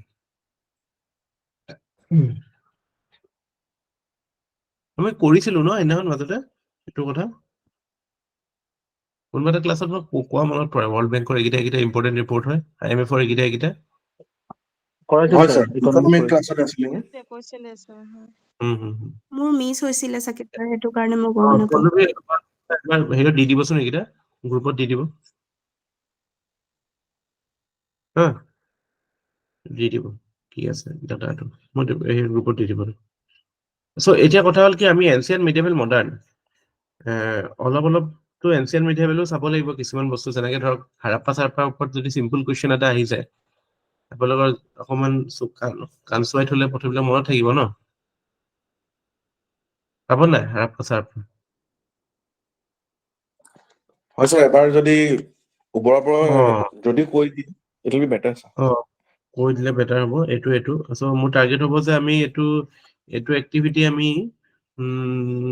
মডাৰ্ণটো ধৰক দুদিনত 2 days 2 to 3 days, এইটো ধৰক আমি মিডিয়েভেলটো এই দুটা আমি 1 ডে শেষ কৰিব চেষ্টা কৰিলে ভাল হ'ব। Ancient medieval 1 day 1 to 2 days are maximum. So 2 or 3 মানে maximum 5 days with 1 day flexibility. তো আমাৰ যদি 29 1 2 3 4 5 তাৰিখ হলে এইখিনি হৈ যায়। তাৰপিছত আমাৰ থাকিলে next big thing will be Assam history আৰু কাৰেণ্ট এফেয়াৰ্স প্ৰায়োৰিটি লিষ্টত। সো এইখিনি মই ভাবিছো আসাম হিষ্ট্ৰী আৰু কাৰেণ্ট এফেয়াৰ্সত এই তাৰ লগতে যদি আমি ইকনমিক সাৰ্ভেৰ বস্তুখিনিও অকণ চাই ল'ব পাৰোঁ নেক্সট 5-6 দিন মানত। কিন্তু জিঅ'গ্ৰাফিও কৰি ল'ব পাৰিলে ভাল আছিল। Geography and environment 2 to 3 days যদি দিওঁ ভাল আছিল। এই পাৰ্টটো আপোনালোকে অকমান চাই আছে নে নাই? অসম পাৰ্টটো এটলিষ্ট কৰি আছে না চাগে হপফুলি। ছাৰ মই একেবাৰে কৰা নাই ছাৰ অসম। হিষ্ট্ৰীটো কৰিব না। হিষ্ট্ৰীটোতো আছে চাগে কিবা কন্টেন্ট। হয় ছাৰ আছে আছে আছে। একবাৰ পঢ়ি যাব আৰু বস্তুখিনিতো আৰু এইটো মূৰত কিমান সোমাব, পৰীক্ষাৰ আগে আগে পঢ়ি যাব এবাৰ, কুৱেশ্যনটো ফচিব এটাৰ পৰা।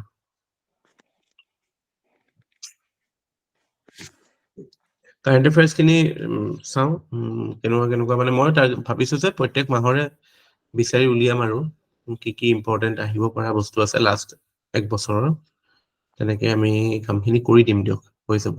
খালি মই এফালৰ পৰা আপোনালোক দি থাকিলে নহব, আপোনালোকে প্ৰচেছিং কৰিব লাগিব বস্তুবিলাক আপোনালোকে। You don't process it properly, then it will be of no use.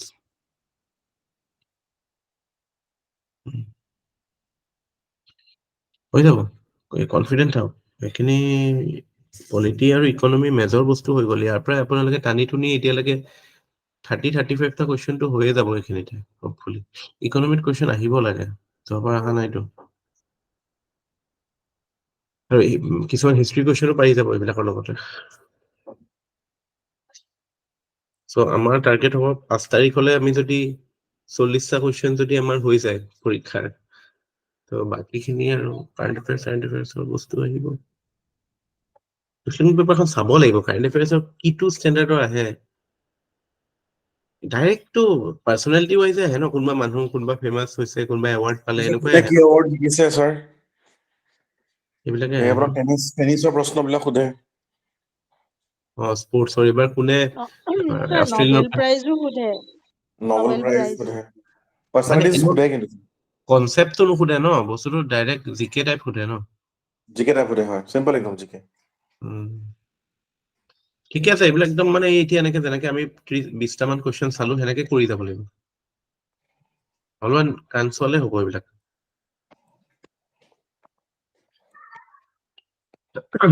হৈ যাবনে? Let's meet tomorrow.